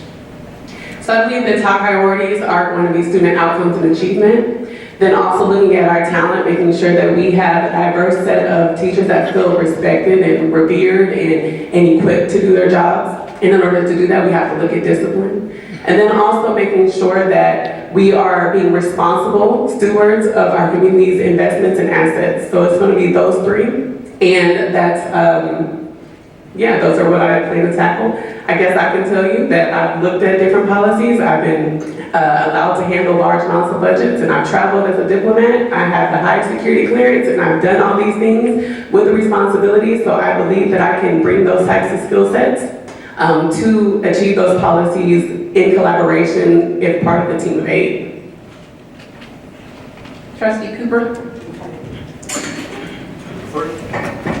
The main thing that we're dealing with right now is bringing students back to DeSoto. And so we're trying to create programming that will be attractive to the families that are in our community. And so we've invested in our pre-K program to have them at their own campus so that we can build that up. And we have specialized programming that we've created at campuses throughout the district. And so those are the things of bringing parents back. So how do we do that? Is to enhance our product. If we want the parents to buy into DeSoto ISD, we have to give them a product that they can be proud of, one that they can believe in. And so having good teachers, having good administrators, that has been our plan. So teacher retention is also, but I won't go into that till later. Mr. Anderson? It's important that we focus on 3 areas which are my priority platform issues. Number 1, teachers and students. And here's the important part to remember. Students are why we do the business that we do. We have to make sure we have to change the culture and the climate in DeSoto and in Glen Heights so that families want to come back. But without good teachers, then you're gonna be in a situation where you're falling short. We've got to do a better job taking care of our teachers so that we don't have the exodus that we've been experiencing not only here in DeSoto but across Texas, actually across the nation. So we've got to fix that. The other thing we have to do is we have to double down, triple down on this violence that's going on in our schools. Both the violence that's happening with students and teachers and students, as well as external violent threats. And physical safety is important, but we also have to remember mental and emotional well-being as well. Because we're coming out of COVID, we're coming out of other situations, and people need help. Thank you. Mrs. Lacy? My priority would be academic achievement, because if we think about just collectively board goals 1, 2, and 3, they all tie together, because if we talk about college, career, military readiness, and also early numeracy, early literacy skills, if our students are not receiving a high quality instruction in the classroom to increase early numeracy, early literacy, they're not going to be ready for college and careers post-graduation, which the data does show that. So we need to shore up what is happening in the classrooms as it relates to high quality instruction, making sure that our teachers are trained properly, whatever they're trained on, making sure we have proper implementation of the pedagogy, that they're using their teaching skills, the data analysis to make sure we're able to refine and improve whatever outcomes we're seeing from the student, because it all goes back to that. What's happening in the classroom, what are the students learning, and what are they able to demonstrate? What are the factors on which you will base your decisions as a school board member? Trustee Cooper? When it comes to making decisions, I have to always ask this question: is this about me or is this about what's best for the children? And at the end of the day, when I make those decisions, it's based on what's best for the children. And I am also a representative of the people that voted for me, and all the people of DeSoto and Glen Heights. And so the decision can't be based on what I want. It's what the students need and what the families believe they need for their children. Mr. Edgerson? Decisions will be based on data. Decisions will be based on best practices and research. Decisions will be based on the fiduciary resources that accompany whatever the matter is that's at hand. Does the district have the resources to fund whatever initiative or mandate? So the decisions have to be made in conjunction with the whole team of 8. So essentially, data and research is going to be my guiding factor when making decisions. And then I'm also going to always keep my eye on the budget, because we cannot, and which is my last priority, is the financial part piece. We cannot overspend. We cannot have expenditures that's going to put us in danger as was in years past. Thank you. Mrs. Lacy? Decisions will be based on a policy, because the policy is your foundation. So we decide what is it that we are aiming to do and how we operating, there's a policy that drives that. That policy is also driven by state law, the Texas Education Code, also the Department of Education. We have IDEA, which is the Individual with Disabilities Educational Act. We have those type of frameworks or policies that guide our policies that we make. So decisions will be based on that, also based on the data. How are the students achieving? What do they need to be successful? And also based on the funding that we have. What is the biggest bang that we can get for our bucks? Because we need to look at high leverage moves when it comes to academic achievement and making decisions that will benefit students. Ms. Robertson?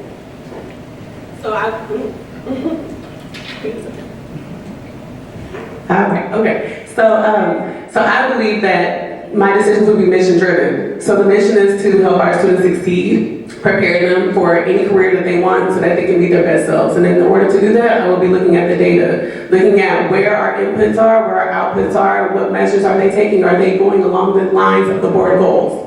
And the other thing that I would be looking at is how can we maximize our resources and minimize our expenses so we can give our students and our teachers the environment, the equipment, the preparation they need to succeed. In order to do that, again, I would be looking at data and doing all of those things alongside the policies that we're required to do and along the lines that will support the superintendent in her leadership. Thank you. And this next question, we'll start with you, Mr. Ederson. What is your approach to closing the social and academic gaps caused and exacerbated by the COVID-19 pandemic? So there are some measures that have already been undertaken, such as House Bill 4545, but that needs some tweaking. So we have to focus on how do we concentrate on the students who experience the most loss. And again, I talked about research. What are the best research-based practices to catch kids up? We also have to make sure that we're doing things like, because being a local school board trustee, I'm part of an organization that we go to Austin during the legislative session, and we sit before the Senate and the House Committees on Education, and we advocate. And so what I would take to them is, how are you going to, what are you going to do to help ensure the surplus? How much money are you all going to devote to education with this $50+ billion surplus that we have?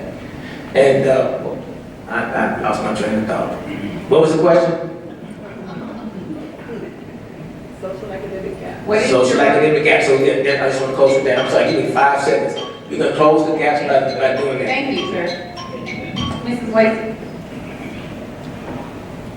As stated by Mr. Ederson, we do have House Bill 4545, but it does kind of need to be refined because of the fact that with that bill, you do have to provide extra minutes of instruction for all students. If that meant that student was sick on the testing day, if they failed, or if they just protested and didn't want to take a test. All students must receive those additional minutes. But in even doing so, we need to find time for some tutoring time, some small group time for students as we look at the data to monitor the improvement. We need to have some targeted and specific groups of students that we're working with, maybe having Saturday schools where you invite certain students who are low on a particular skill to come and get some extra help.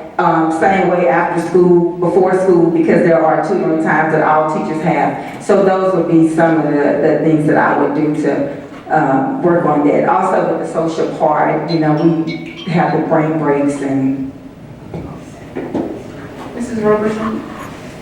So in order to close the social and academic gap, I think it's important, one, to reach the parents to make sure that they understand, you know, what the expectations are for the students and how they can also help. And I think one of the things that we can do as a community, and hopefully in support or through the school district, if possible, if the funds are there. I think if we have enrichment programs, summer camps that can help with the learning loss that occurs between the spring and the fall semesters, or any kind of social organizations that can tackle personal growth for these students, but also supplement with academic enrichment, specifically in areas of remediation like they're learning with literacy and numeracy at each of the different levels. I think we have an opportunity to rear up our children all the way from pre-K through their college and professional lives by looking at programs specific to their interests and then backdooring ways to help them with social and emotional intelligence and ways to support their teachers with metacognition and learning pedagogy strategies so they understand how to learn and learn how to think, and they can excel on any kind of career or academic rigor that's required of them. Trustee Cooper?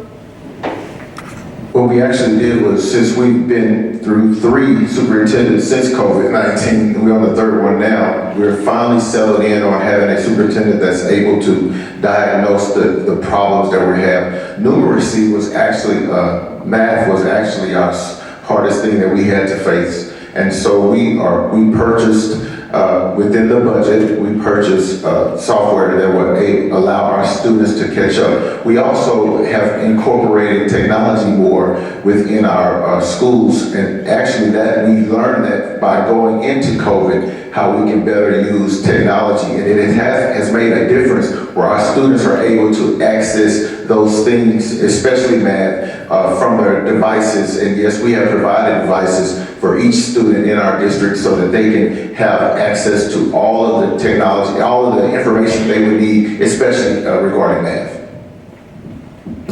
Describe your view of the roles of the school board and the superintendent. What is the ideal relationship between these 2 positions? Mrs. Roberson? So, excuse me, so the role of the school board in complement to the superintendent, there are responsibilities in making sure that you set the board vision and goals. Those board visions and goals are based on the desires and the academic expectations on the precedents that the community has established. You are also responsible for evaluating the superintendent and how well they're able to lead their administration and their delegates of teachers towards those goals. And so there's a responsibility of hiring and firing the superintendent if they are not performing as expected by the community. You're also a steward of the community's investments and their money and making sure that all of the programs set forth in the school district are responsibly taken under with respect to the commodities and the resources in that school district. And then also partnering and liaising with the community and making sure that their voices are continuously being heard and respected, and that seeing if there's a way that we can integrate answers to their questions, to their needs, so that they are consistently satisfied and retained within our school district. Trustee Cooper? To not do her job. That's the most important thing. The school board is there to support the superintendent. Yes, she's our only employee, but when it comes to what we create, the guidelines, those constraints, we cannot go beyond our board policy and constraints, and that is not to do her job. So what do we have to do? We have to create the space for her to succeed because she is our only employee. And when she succeeds, the children will succeed. And so that's the main thing when it comes to the relationship with school board and superintendent. Don't do her job. Let her do her job and put her in the space to succeed. Mr. Edgerson? So likewise, there are certain parameters. School boards are, they're trusted with creating a tax base, setting a tax rate, accepting, approving a budget, hiring, firing, evaluating superintendent, and developing policies and goals in conjunction with the vision and the values of the community. School superintendents, they take all that into consideration and they drive that bus down the road using those policies and constraints as guardrails. Superintendents make the decisions as to personnel, they make decisions as far as curriculum. They make all the decisions that matter within a school system under, as long as they're sticking to policy. And so the 2 entities must work together and they must form relationships and build the bonds of trust. And so that's where school board superintendent retreats come into play. And that's it. Mrs. Lacy? I would say that the role definitely must include respect and professionalism. It should be one where you have the school board who represent the wants from the community as it relates to how they want their school district to, you know, what they want it to look like, how they want it to represent the community. And they hired a superintendent who is able to execute whatever it is, her talents, her skills, whatever plans that she has in order to bring that about, the academic achievement that we want, the reverence that we want to represent the affluent community that we live in. And it should be one where they're supporting the superintendent, where they're giving her space to do her job, where if they see that something is not going the way they want to, where they give opportunities for her to refine or maybe make suggestions and challenge her thinking so that we can continue to be going on a forward, positive path. Trustee Cooper, we will start with you with this next question. If a parent or a principal comes to you regarding, for example, a maintenance issue at a particular campus or a situation involving a particular teacher, how do you see your role as a school board member in resolving that issue?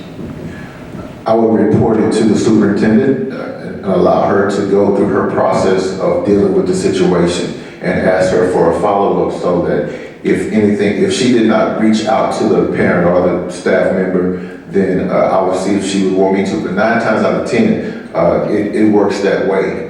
Once I'm given the situation, I give it to the superintendent and just ask for a follow-up to see where we are in that situation. But allowing her to do it is the way to go so that we can keep the order of the staffing in our district. Mr. Edgerson? Thank you for that. So likewise, school board trustees don't make decisions in silos. School board trustees can only make decisions as a board with a quorum and a duly noted meeting. But you can't take the stakeholder, the constituents' concern to the superintendent so that the superintendent can act on it and be aware that here are some concerns that exist in our community. And so I think that's important to do. It's also important to follow up with the person, the individual, and say, I took your concern to the superintendent or to the appropriate person, and I want you to know that it is being addressed or it is being looked into. And then you can also give the individual information, which department or campus that they can also call or go visit to also, let their concern be known as well. Mrs. Lacy?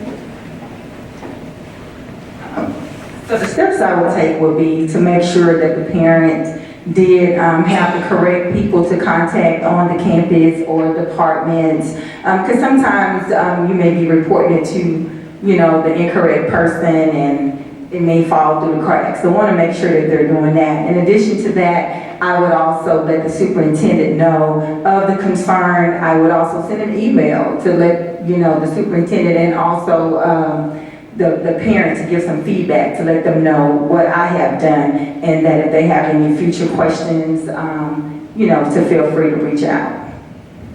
Mrs. Rose? So I would first thank them that, for coming up and bringing their concern, because that takes a lot of chutzpah, and a lot of times people don't like to, have a direct confrontation with folks and tell them about their grievances. So I would appreciate them doing that, and then I would also acknowledge that I'm going to inform the superintendent.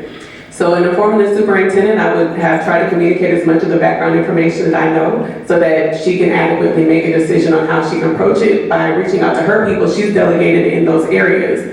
Now, when I see that person again, if I do see them again, I will let them know that I did tell the superintendent, and hopefully they'll see changes at some point. But if they don't see it, let us know. And at that point, if I'm elected on the board, then I would be able to follow up and ask and say, well, what were you able to do? And if there's a reason why it couldn't be followed through, at least I would know. And maybe that could be addressed at a school board meeting so that the general public can understand what she's done and what she hasn't done, and not that it's fallen on deaf ears. When you review the budget for the district, which is hundreds of pages, what will be your process to determine if you will approve it? Mr. Edgerson. Process to approve a budget have several things. First of all, does the budget make sense, and is the budget a sound one? For instance, are the budgeted items tied to the goals. There are 4 goals in the district. So all monies must be tied, we're expending money for a reason. Also, I will make sure that the proper people are trained in how to submit a budget. Because I think what's happening sometimes, we're submitting budgets and without the proper training. We have to understand that there are areas that we need to look at, such as the maintenance of effort, because if our maintenance of effort is not there, which is a special education function, then we're going to owe money back to the state or to the federal government. So we have to look at all those areas, but the main thing is to make sure that the budget is tied, that it doesn't exceed, it doesn't put our taxpayers in a bind, and it's one that we can support. Mrs. Lacy? So the first thing would be to understand what do we need. We know that salaries is the largest portion of our budget. So how many teachers do we need? How many other, positions do we need? Also, looking at it from the standpoint of curriculum as it relates to the data and academic achievement, what does the data show us? What do the students need as it relates to that? With any type of intervention, materials that may be needed, or the curriculum, what do we need to support the curriculum? We want to make sure that we have a clear understanding of what is needed, and then from there on to determine what is a wish list. And then we, set the budget based on what is absolutely going to bring about the achievement that we want to see. Mrs. Robertson? So, one, I would look at what the different codes are, because I need to know what I'm defining and what I'm looking at. And so in order to see what, we're paying for, I need to know what number 73 is and what 66 is, and how does that pertain to the district's operations. Because in order for me to review the data and actually make sure that it's being used appropriately, I gotta know what's being paid for. And then also I would look at, all of the data, see if it's consistent. As a scientist, I've looked at a lot of data, and numbers don't intimidate me. Actually, it's much more comfortable than doing this forum. And so for me, looking at this data, I would look at the trends and I would see, well, is there any way we can cut something here and move something here, as long as it goes with the board goals and that we're able to support the superintendent and what she's trying to do. Sometimes we have frivolous expenses, and is there a way that we can control or minimize those expenses and better purpose our funds? Trustee Cooper? The budget process actually is an ongoing process. We receive weekly board updates to know where we are and what we're doing as a district. So by the time it's time to develop the budget and for them to submit it to us for approval, we've been a part of the process of knowing what they're doing, what their needs are, how many students we project. A lot of it is based on how many students we project to have in the fall semester that will be enrolled. And so as long as those projections here in the last 2 or 3 years, the superintendents at the time overshot that number, and we ended up having to make adjustments within the budget that was created because the numbers that were not as projected. And so what we're doing now this year is the budget will be based on a good number, if you will, that we can build a budget off of that. Then it goes to staffing, which is most of our budget, and making sure that we don't have a lot of dead weight on that staffing side. And so the budget is an ongoing process. Thank you. We will now take questions from the audience and those who are joining us from home on our live stream. And we have received, once again, a lot of questions, which tells us that the audience and the community members are quite engaged. So please give yourselves a round of applause. Our first audience question is, what would your elevator speech be to parents that have moved their children out of DeSoto ISD to bring them back? And we will start with you, Mr. Ederson. Part of my elevated speech would include the fact that the superintendent, in all her wisdom, she has focused on 3 A's. So we're not a district that only focuses on athletics, which is what we have traditionally been known for, where we focus on academics and the arts. And we have a lot to offer in the academic and the arts. There's a lot of work they're doing, for instance, at the early childhood level, and we're making some gains in terms of early childhood and early literacy. And so we have dynamic art programs as indicative of the young lady who just won a Grammy from our high school, and so forth and so on. And McAllen is an art school, so I would tout that as my elevator speech, and then I would talk about the wonderful opportunities that does exist, and I would include athletics. I would include that we typically we're going to state in all of our areas, most of our areas, many of our areas, and I would combine that. Thank you. Mrs. Lacy? I would say you have to come back to DeSoto ISD. We got it going on. We have school of choice that's coming, which will give you more options for things that your student may be interested in. We're bringing back pre-K 3 and 4 because we want our students to engage in this academic skills at younger ages so that they can start kinder and first, a little bit more advanced than what they would have been without it. We have some awesome fine arts programs. We have great athletics. We can cook. We're doing hair. We have good academics. We have, our calculus classes. We're doing this. We're doing this with our English class. I have to add there, pump it up. You just got to come on back and see. We know your child is wonderful, and we need your child to be a reflection of us and join in our wonderful stuff we got going on. Mrs. Roberson?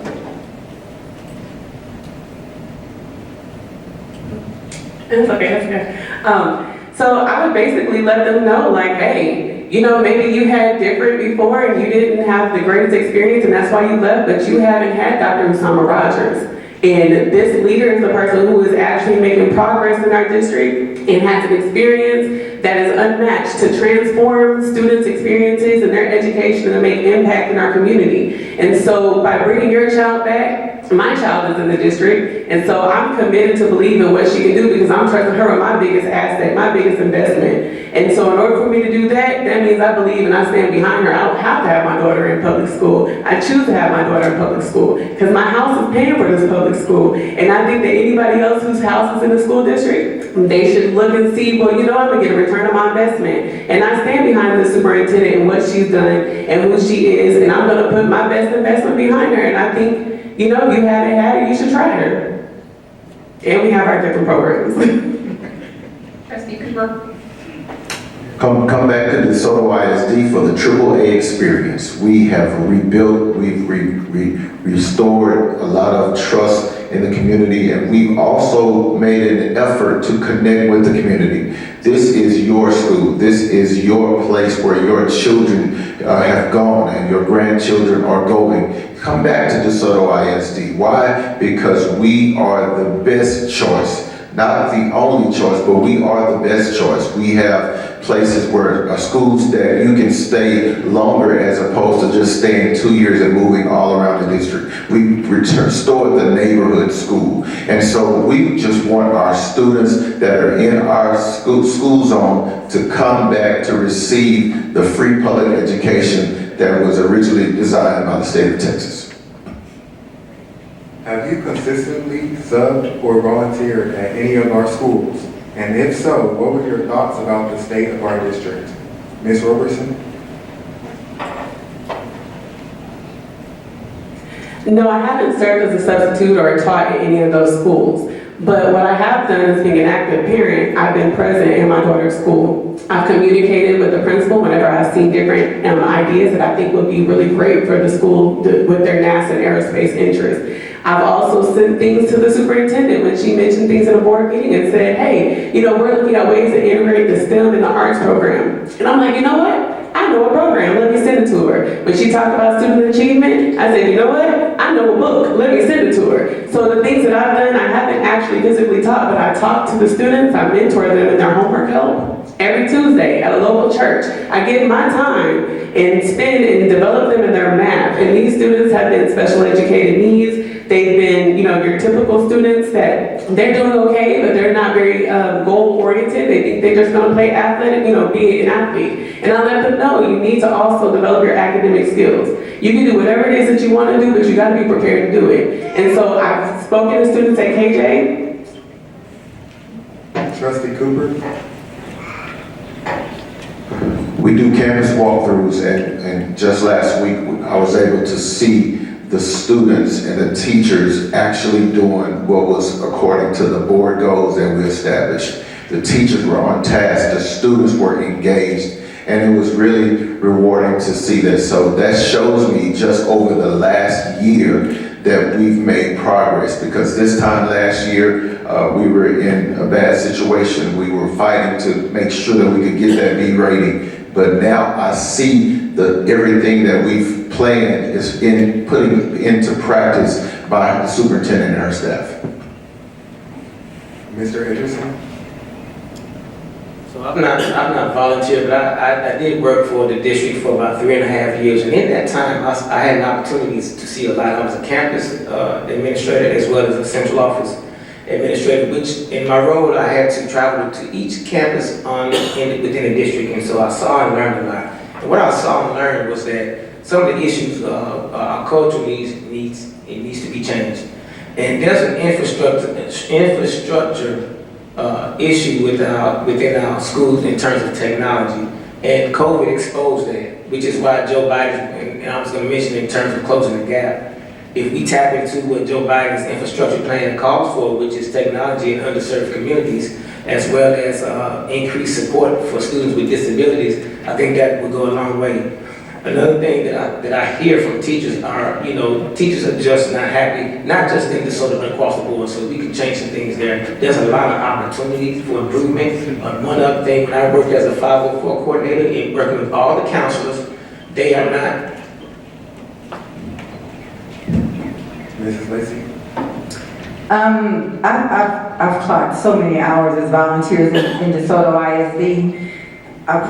They probably owe me some money, but I worked for DeSoto ISD also. I worked there for about 1.5 years, and I loved working in DeSoto ISD. The only thing why I don't work there now is because of the pay, honestly. But I loved it. I could leave my house and be clocked in 7 minutes later. It was a great, great thing to work in DeSoto ISD. I will say that as it relates to structure and systems, we do need more defined roles for how certain campuses and departments overlap and connect, so that we don't have like bumping of heads when things are being planned, or if something like, for instance, you're trying to plan a meeting where you need teachers, administrators, those type measures. We need everyone to have their defined role to make it happen. We will start with you, Mr. Ederson.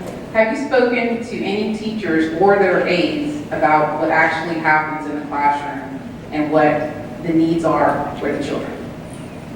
I have. And I can tell you from a counselor perspective, one of the needs and one of the concerns is that we focus on Senate Bill 179, which says that counselors ought to be spending at least 80% of their time in counseling duties, and that's not the case. Counselors are overwhelmed, so they don't have an opportunity to offer the mental and emotional support to the students that are there. Also, in speaking with teachers and aides, they feel overwhelmed and overworked and under-supported.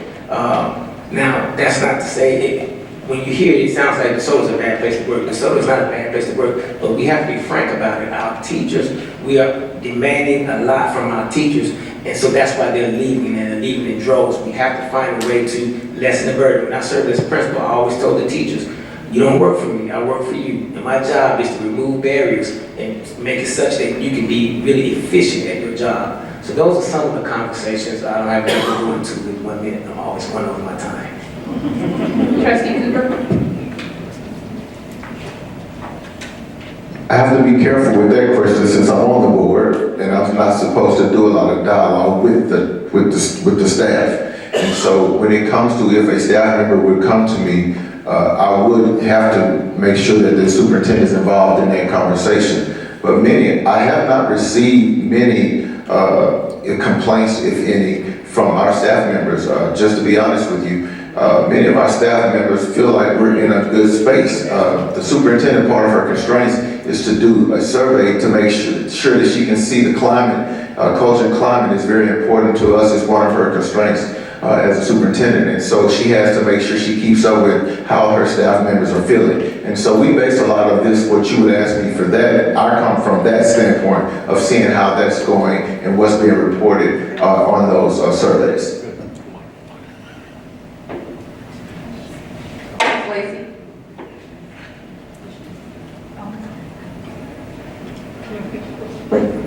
Absolutely. Have you spoken to teachers or their aides about what actually happens in the classroom and what the needs are for the children?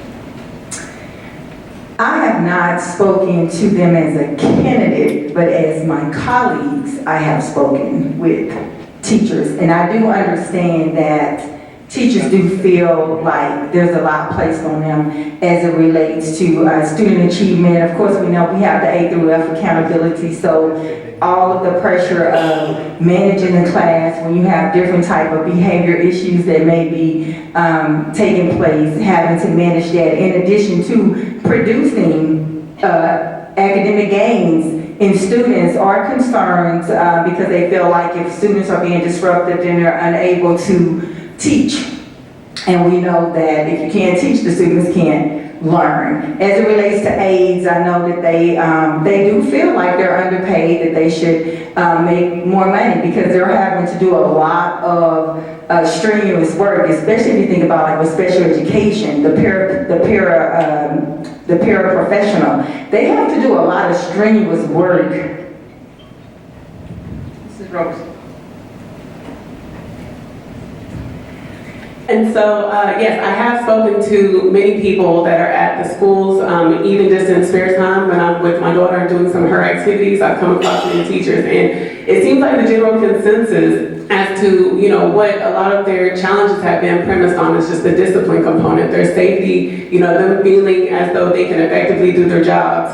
When the students are not abiding by the student code of conduct, their discipline actions serve as a distraction to them. And so when they have to cater to those distractions, it takes away from their teaching and instructional time. And so therefore, they're not able to do their job as they desire, and then therefore, that cascades into them not being able to help the board, help the school district meet the board goals in terms of the 4 board goals. The other thing is, of course, there was an interest in salary, but they said that even if you pay them a lot of money, it still doesn't take the burden off of their responsibility. And with assistance, there's a special education need. There's a few teachers that have nonverbal autistic children, and they are the only person in that class, and they are required to have an assistant, but they don't. We still have, in many pockets, a negative reputation for our district. What are your strategic plans to change that? Mr. Edgerson? One of the things we have to do is I think we need to continue to tout the AAA experience that Dr. Rogers has implemented. I think we need to get behind supporting her. I think it would be important that we all have to be ambassadors for the district. If we're all telling, we need to do a better job communicating the good things that are coming out of this district, because there's so much that DeSoto ISD has to offer, and we can change that. The other thing is, and I think it's happening, and I'm so proud of our student athletes, and I said student athletes, for their prowess on the field, on the courts, as well in the classroom. We need to make sure that we educate our community to the fact that our students are athletic, but they're also smart, and they're very artistic and creative. And we need to continue with that. We can fight the negativity, as been said earlier, in the form of previous forum, with communication and being positive ourselves, and not being negative within the system. Mrs. Lacy? We have to make sure that we're continuing to speak good about ourselves. I know for me, anybody who will take the time to listen to me, I tell them how much we love DeSoto ISD. I tell them about my 2 children who are products of DeSoto ISD, who was able to go to college without remediation, and who are successful adults. So anyone who will listen, I tell them I put DeSoto ISD on the banner. And I think we need to do that. We need to bring back maybe some of our alumni. We have Von Miller Day coming up. We need to highlight those type things so that people can see that we really do have it going on in DeSoto. And we need to highlight our academic achievement, the little that we have. We need to just, you know, put it on the banner. Maybe we can have community, family engagement, bring it back again like we used to do at the, on the academy side, where we would have seminars and just opportunities for families to learn about different topics that they were interested in learning. Mr. Robertson, Mrs. Robertson? So, my platform is Put the Stereo on Mute. And I've been using this ever since I was pretty much an undergrad. And it means breaking stereotypes. Do not let people define you. And MUTE is an acronym for Moving and Uplifting the Community Through Teaching and Education. This is something that my dad put in me. He told me, regardless of where I come from, people are going to look at you and they're going to have one assertion, but you allow people to define you based off of what you do and who you are. So I would say that when it comes to the ideas and the stereotypes of how DeSoto is portrayed, we don't let that be our narrative. We take control of our narrative and we define who we are. And so we put the emphasis on the academic foundation. We promote the academic accolades above everything else. We put the teachers' faces out there. We show that as a community we support them by putting maybe their faces along the street signs outside. Put the teachers out there. When you go on the website, you can't find the teachers. You don't even know who they are half the time. Create a culture that supports the academic system, because everything else is gonna follow. And so for me, that's how we break our stereotypes. Trustee Cooper? It's easy to get stains, it's hard to remove stains. And so how do we remove the stains that we've had over the past? By replacing the old news with new good news. And I believe that we are working to do that with we've made a pointed effort to put out what we are doing. We've had increased town hall viewership, and we also had more people to come to town halls. And those town halls are where people can actually ask questions and get an immediate response. The town halls are designed so that you can see what the district is doing. We're doing better financially, and I praise God for that, not to take it to there, but I thank God for that. We're not where we used to be. If we didn't bring in another dime, we can still pay our employees for so many days down the road. And so being financially sound was very important to me, but also operating so that people can be proud that they live in DeSoto. And I believe we're restoring that back to our district. We will begin with you, Trustee Cooper. What is your stance on the now popular theme that's occurring across the country of banning of books? Say it again. Say it again. What is your stance on what is now quite popular across the country of the banning of books? Banning of the books. When it comes to what is being taught schools, that's something that we have not had to face as a board. But when it comes to books, I don't agree with having some literature that is not age appropriate. I think some literature should be reserved for parental approval, because you never know what a parent wants in their house and what their students are receiving at the school. The parents should have access and should also know what that is. And so I don't think that the school district should make a blanket decision based on what type of things that go against what they teach at their home should be allowed in schools. Mr. Edgerson? So we need to be careful here in this area because, first of all, we operate based on the vision and values of our community. But I don't believe there should be carte blanche banning of the books across the board, because I think that gets into the space of taking away First Amendment rights. However, we should have age-appropriate material and literature in our schools, but there's a system and there's a process to decide on what books, which curriculum comes into our schools. And then if there's something that a parent objects to, a parent always has the option to opt out for their student, for their child. And a parent, and there should also be a process for raising concerns about certain literature in schools. But the business of just banning books because there's going to be a takeover, I don't think that's the proper way we do it. We live in a democracy, we need to respect that. Mrs. Lacey? I think it's a really slippery slope, because there's really no defined concrete definition to even go by of how a book should be banned, or what's the criteria to ban a book. I think it's just so convoluted, and it could just cause us to waste time on things that we really don't need to. So I always default back to the Texas Essential Knowledge and Skills. If we stick to the curriculum that the state has outlined for us, I believe that will keep us in safe waters to where we don't have to worry about those hot button topics that are out there right now. I do agree that parents should have an option to take their child out of a particular lesson and receive an alternative lesson that will cover the same teachings if that's what the parent is wanting to do. But other than that, in order to kind of dodge those hot button topics and subjectivity that's going on. Mrs. Robertson?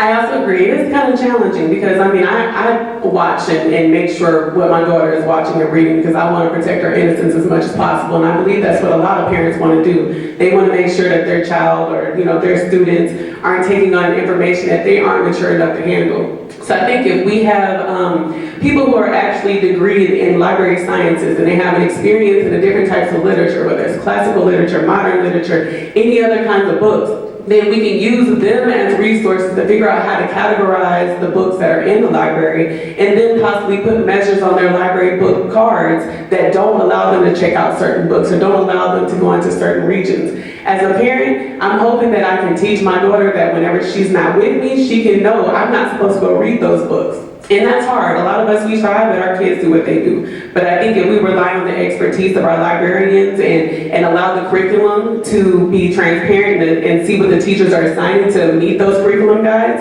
then we can also figure out what would be the best way to keep books. Share a concrete idea for supporting each of the following groups. 1, DeSoto ISD teachers and employees, and 2, DeSoto ISD families. Mr. Edgerson. Let me start with families. We need to bring them into the discussion. We need to make sure that they feel welcome, that they feel invited to everything that's happening at the school. And so also some families cannot come when we host meetings, so we have to go to where they are. Cornelius talks about if you want to save the people, you got to serve the people.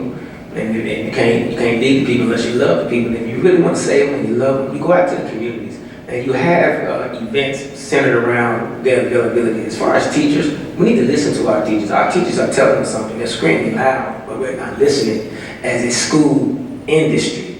And we need to do a better job of listening to our teachers and focusing on what their needs are so that they can go into the classroom and teach those babies. Because if we don't have good teachers, we need to take care of the people who take care of the kids, because that's the bottom line. Mrs. Lacy. I would say for teachers and employees, one good thing you can do, feed them. If you bring them random lunches, the teachers will be happy. I'm telling you, I work in education, and for us to get that announcement over the intercom that somebody has provided free lunch for the teachers on their days in the teacher's lounge, that could turn your day around. You will be excited. The principal can announce to us the snow cone trailer is outside in the parking lot. Everybody on your lunch, get a snow cone. That kind of stuff helps teachers, small things, to feel appreciated. In addition, we know the big bang one, we need to pay them a respectable salary, because teaching is hard and they do deserve to have more money for their efforts, because education is a critical infrastructure for a developed society. We need our educators. For families, we need to over-communicate, let them know what's going on. We also need to follow up. Mrs. Robertson. So I believe that if you can connect the two, so create programs, create opportunities, get big, super science Saturdays, bring STEM expos, bring culinary cook-offs. We have the culinary program at the high school, have a junior master chef, and I saw Cedar Hill was doing it, and I was like, oh, that was an idea. But it's okay, we can still do it. But I feel like, we have all these restaurants here, have the professionals cook against the students. right? Have a big kickoff, it's a family reunion. When it comes to, DeSoto's families, the school district, we're talking about everybody in Glen Heights, Ovilla, and DeSoto. We are one big family. So why not have a family reunion where we are just doing things, celebrating each other, and in that we weave in the importance of academics and the culture of learning. We bring enrichment programs, we bring camps so that our families are supported, that have children, but the community members know that their dollars that they're paying are being reinvested through the inadvertent support of the school district in their board goals. So I believe that if we do that, we can reach both the family and the students. Trustee Cooper? When it comes to reaching the teachers and employees and the families, it's all about showing them that they matter, that their voice matters, that how they feel matters. And so what we did last June, we did approve a package that would give pay raises to our staff.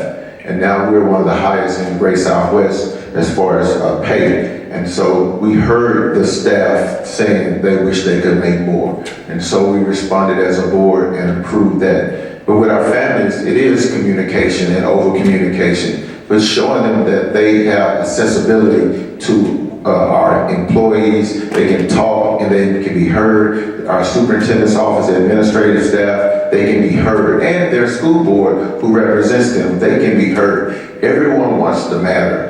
Everyone is not going to show up at all the meetings. Everyone's not going to call up there at the school, but they want to know that they matter. And by doing it, it's just knowing that they have accessibility. Mrs. Lacey, this question will be asked of you first.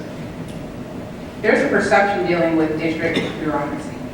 How would you break the habit or reputation of the district bureaucracy not accepting professional volunteers who want to help?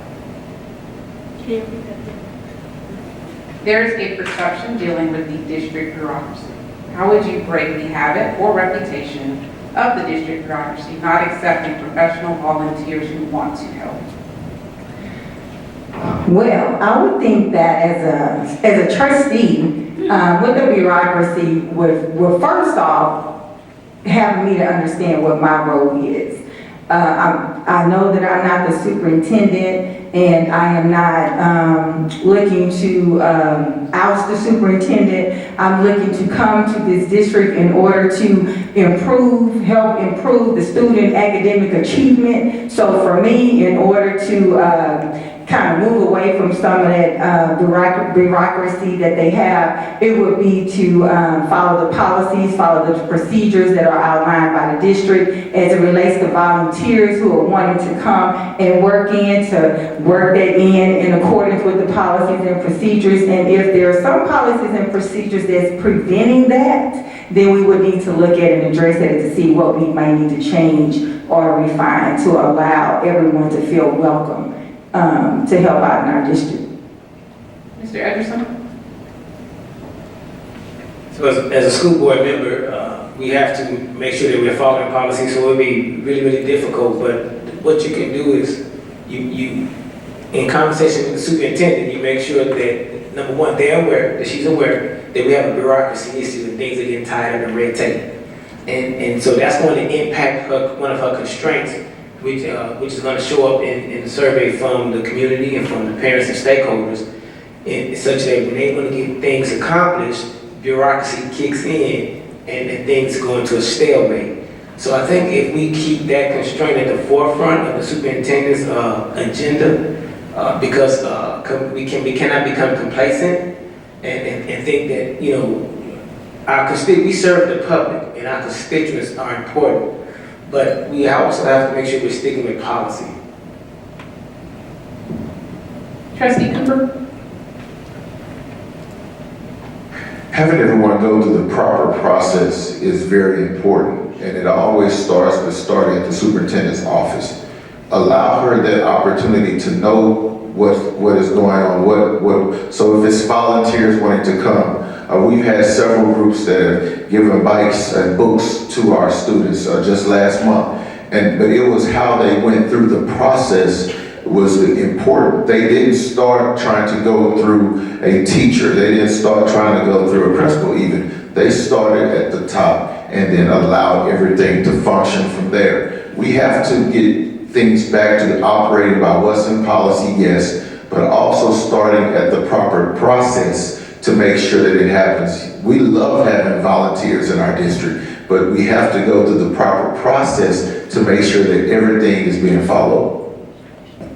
Mrs. Roberson? Correct, I agree in that you have to make sure that you follow the chain of authority, right? The superintendent sets the curriculum for the district. And even though as a volunteer, your intentions may be pure, but some things that you may be doing may kind of slow down her intentions in the work that she's doing. So you have to go through the correct chain of authority. And in that, it allows her to see what policies are in place. She can ask the board and talk about, well, this is what I want to do. The board can see what policies are in place and they can figure out a way to legitimize it so everybody has an equal opportunity to volunteer from a professional perspective. Because even though you can volunteer as a human, as a person, sometimes your allegiances may cause problems as well. And so by having those correct channels and following the correct channel, you can establish an effective network so that the professionals can help and volunteer as deemed fit. And so that way you're not giving any kind of preference to any type of friends, and we can keep our accountability transparent and honest and not following any of the problems from before. We'll start with Ms. Roberson. What role should the community play in a district, and how do you expect them to hold you accountable? So the role that the community should play in the district is making sure that the services and the things that they are paying for through their tax dollars are being done. If I'm elected as a trustee, then I hold that responsibility of the people who voted for me to say that I can put your best forth. I'm going to make sure I'm watching as your liaison that we are all working towards that board goal. So I think that the way that they can hold me accountable is essentially by watching what I'm doing. And if I'm not doing something within the realms of that position, then remove me from that position because I'm not allowed or I shouldn't be in that position. For me, it's about the mission. And if I can't do the mission, then don't put me in that position. And so as a community, people with the right to vote, you do not have to vote me in if you don't agree with what I've done. And then you also can remove me if I'm in a position, if I'm not doing something accordingly. So the people have that power to hold me accountable, and I welcome it because I plan to do everything I'm supposed to do within my powers. Trustee Cooper? I would agree, accountability, holding the board accountable. I love it when people from the community come to board meetings, even just to express their concerns, because now I get a true feeling of how you feel, what you're going through, what you want to address. And even, especially though when they come to town halls, once again, because that's a time where I can actually give a response in real time. And so the community's role is to hold the board, the school district accountable. This is our district. This is not my district. This is not the superintendent's district. This is the community's district. And if you have concerns, express them. And so that we can know, so we can make sure that we are being held accountable. Mr. Edgerson? Everyone's accountable. And so that's important to remember. The role of a trustee is to make sure that policy is being followed, making sure policy is prudent, and to make sure that there's a communication between the board and the superintendent, which is known as the team of 8. The role of community members, how they can support schools, are become involved. Don't just be on the fringes looking in or complaining or talking about it. I refuse to be that type of community member. If I see something, a way that I can invest or contribute, then I'll do so. This is the way I'm running for this seat. This is the way that I want to contribute. I want to make sure that we bring a better school system and a better product to the citizens of DeSoto. Mrs. Lacy? I would say pay attention to what is going on with the school board. I mean, in this time of technology, if you have a smartphone and a Bluetooth, you can be outside cutting your grass while you listen to the school board meeting. There's a lot of things that you can do to stay informed. Once you are informed, that puts you in a better position to ask questions.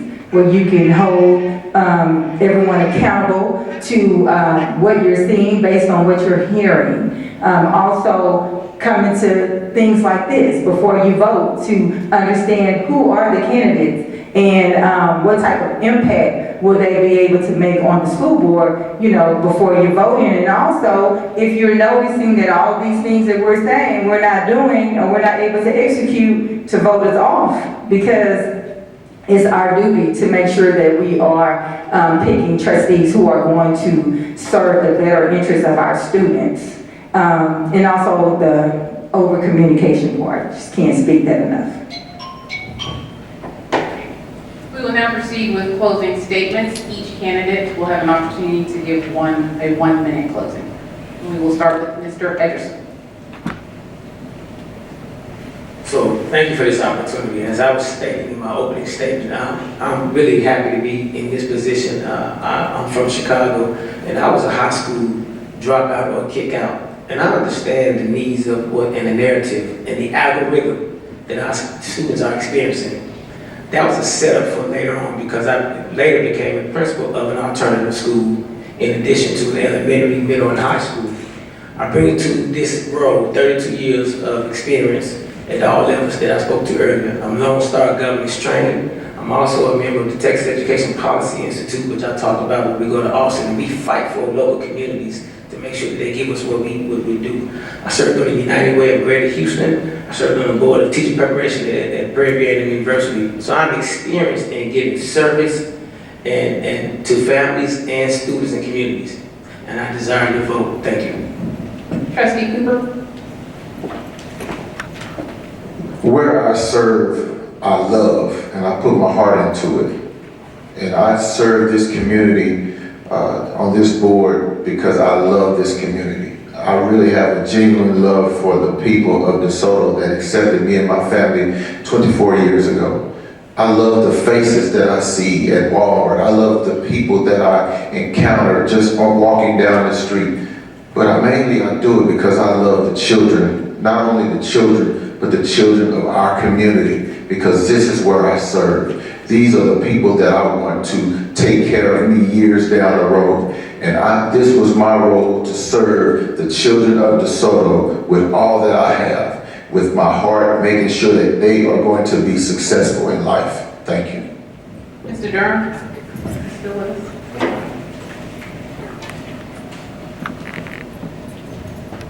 Thank you to the CDC and the Chamber for having this forum. As you leave out, when you turn right or left on Hampton, you're going to see my signs. And on my sign, my platform is accountability. And that is what you just heard them all saying about accountability. It's taking responsibility for doing what you said you was going to do. That's what I'm about, plain and simple. I love it. I'm going to serve this community. I'm going to work hard. As you see, I'm running unopposed, but I am campaigning my butt off, because I want you to know who I am. I didn't get to answer a lot of questions, but I'm going to stay around. So if you have a question specifically for me, I'm available. All right, thank you. James Durham, place 4. Mrs. Robertson.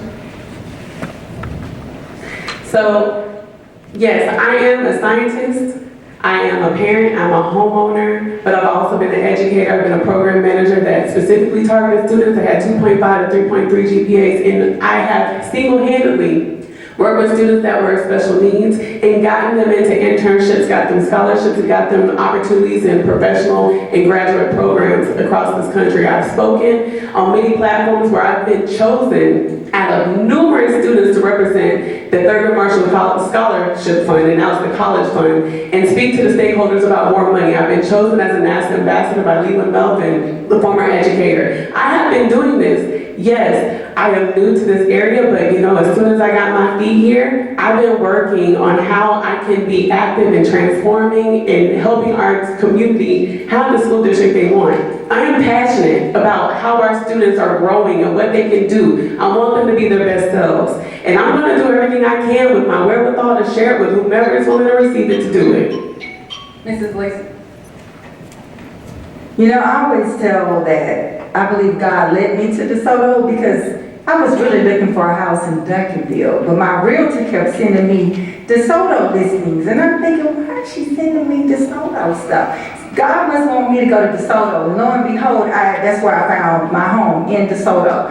I have worked in education for 23 years in an urban school setting. So I know academic achievement. I know what high quality instruction is. I know what specific and targeted interventions look like in order to move the needle for academic achievement. Currently, I'm an educational diagnostician, which means that I diagnose learning disabilities. So not only am I familiar with the general education student, I'm also familiar with the special education student. Because we have students from the functional living skills spectrum all the way to the gifted and talented spectrum who we need to focus on to make sure everybody is getting either interventions if you're struggling or enrichment if you are excelling. Thank you. And that concludes our school board candidate forum. If you please give each candidate a round of applause.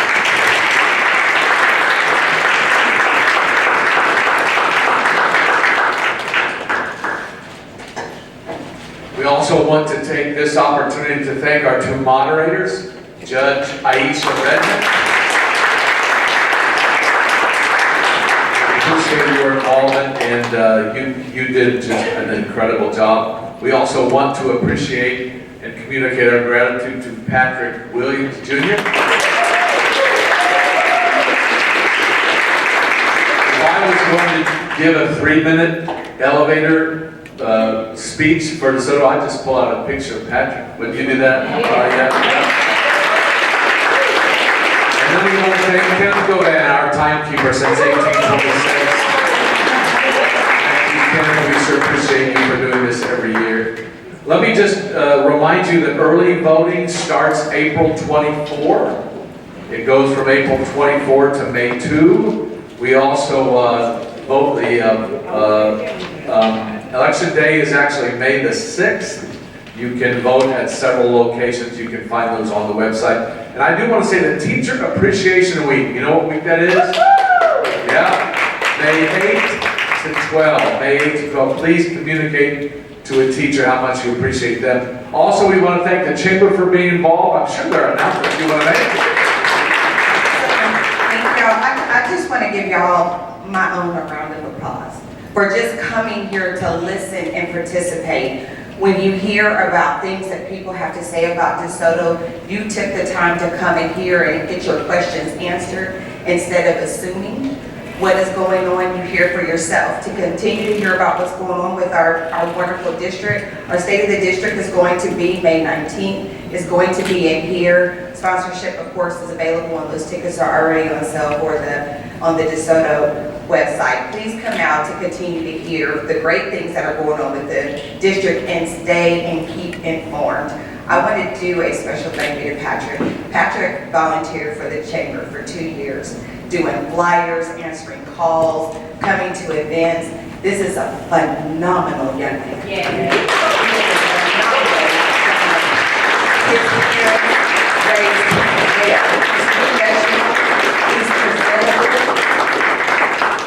I thank you from the bottom of my heart for the human that you are, and I know you are going to go and be a rock star. You are the greatest asset that anybody could ever have.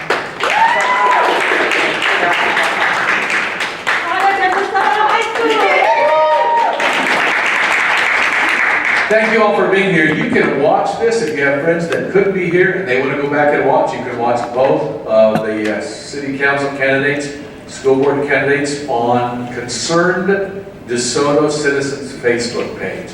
It will be out there as soon as Mr. McCowan's able to get it up. But it's the Concerned DeSoto Citizens Facebook page. Thank you, Leon. Appreciate you.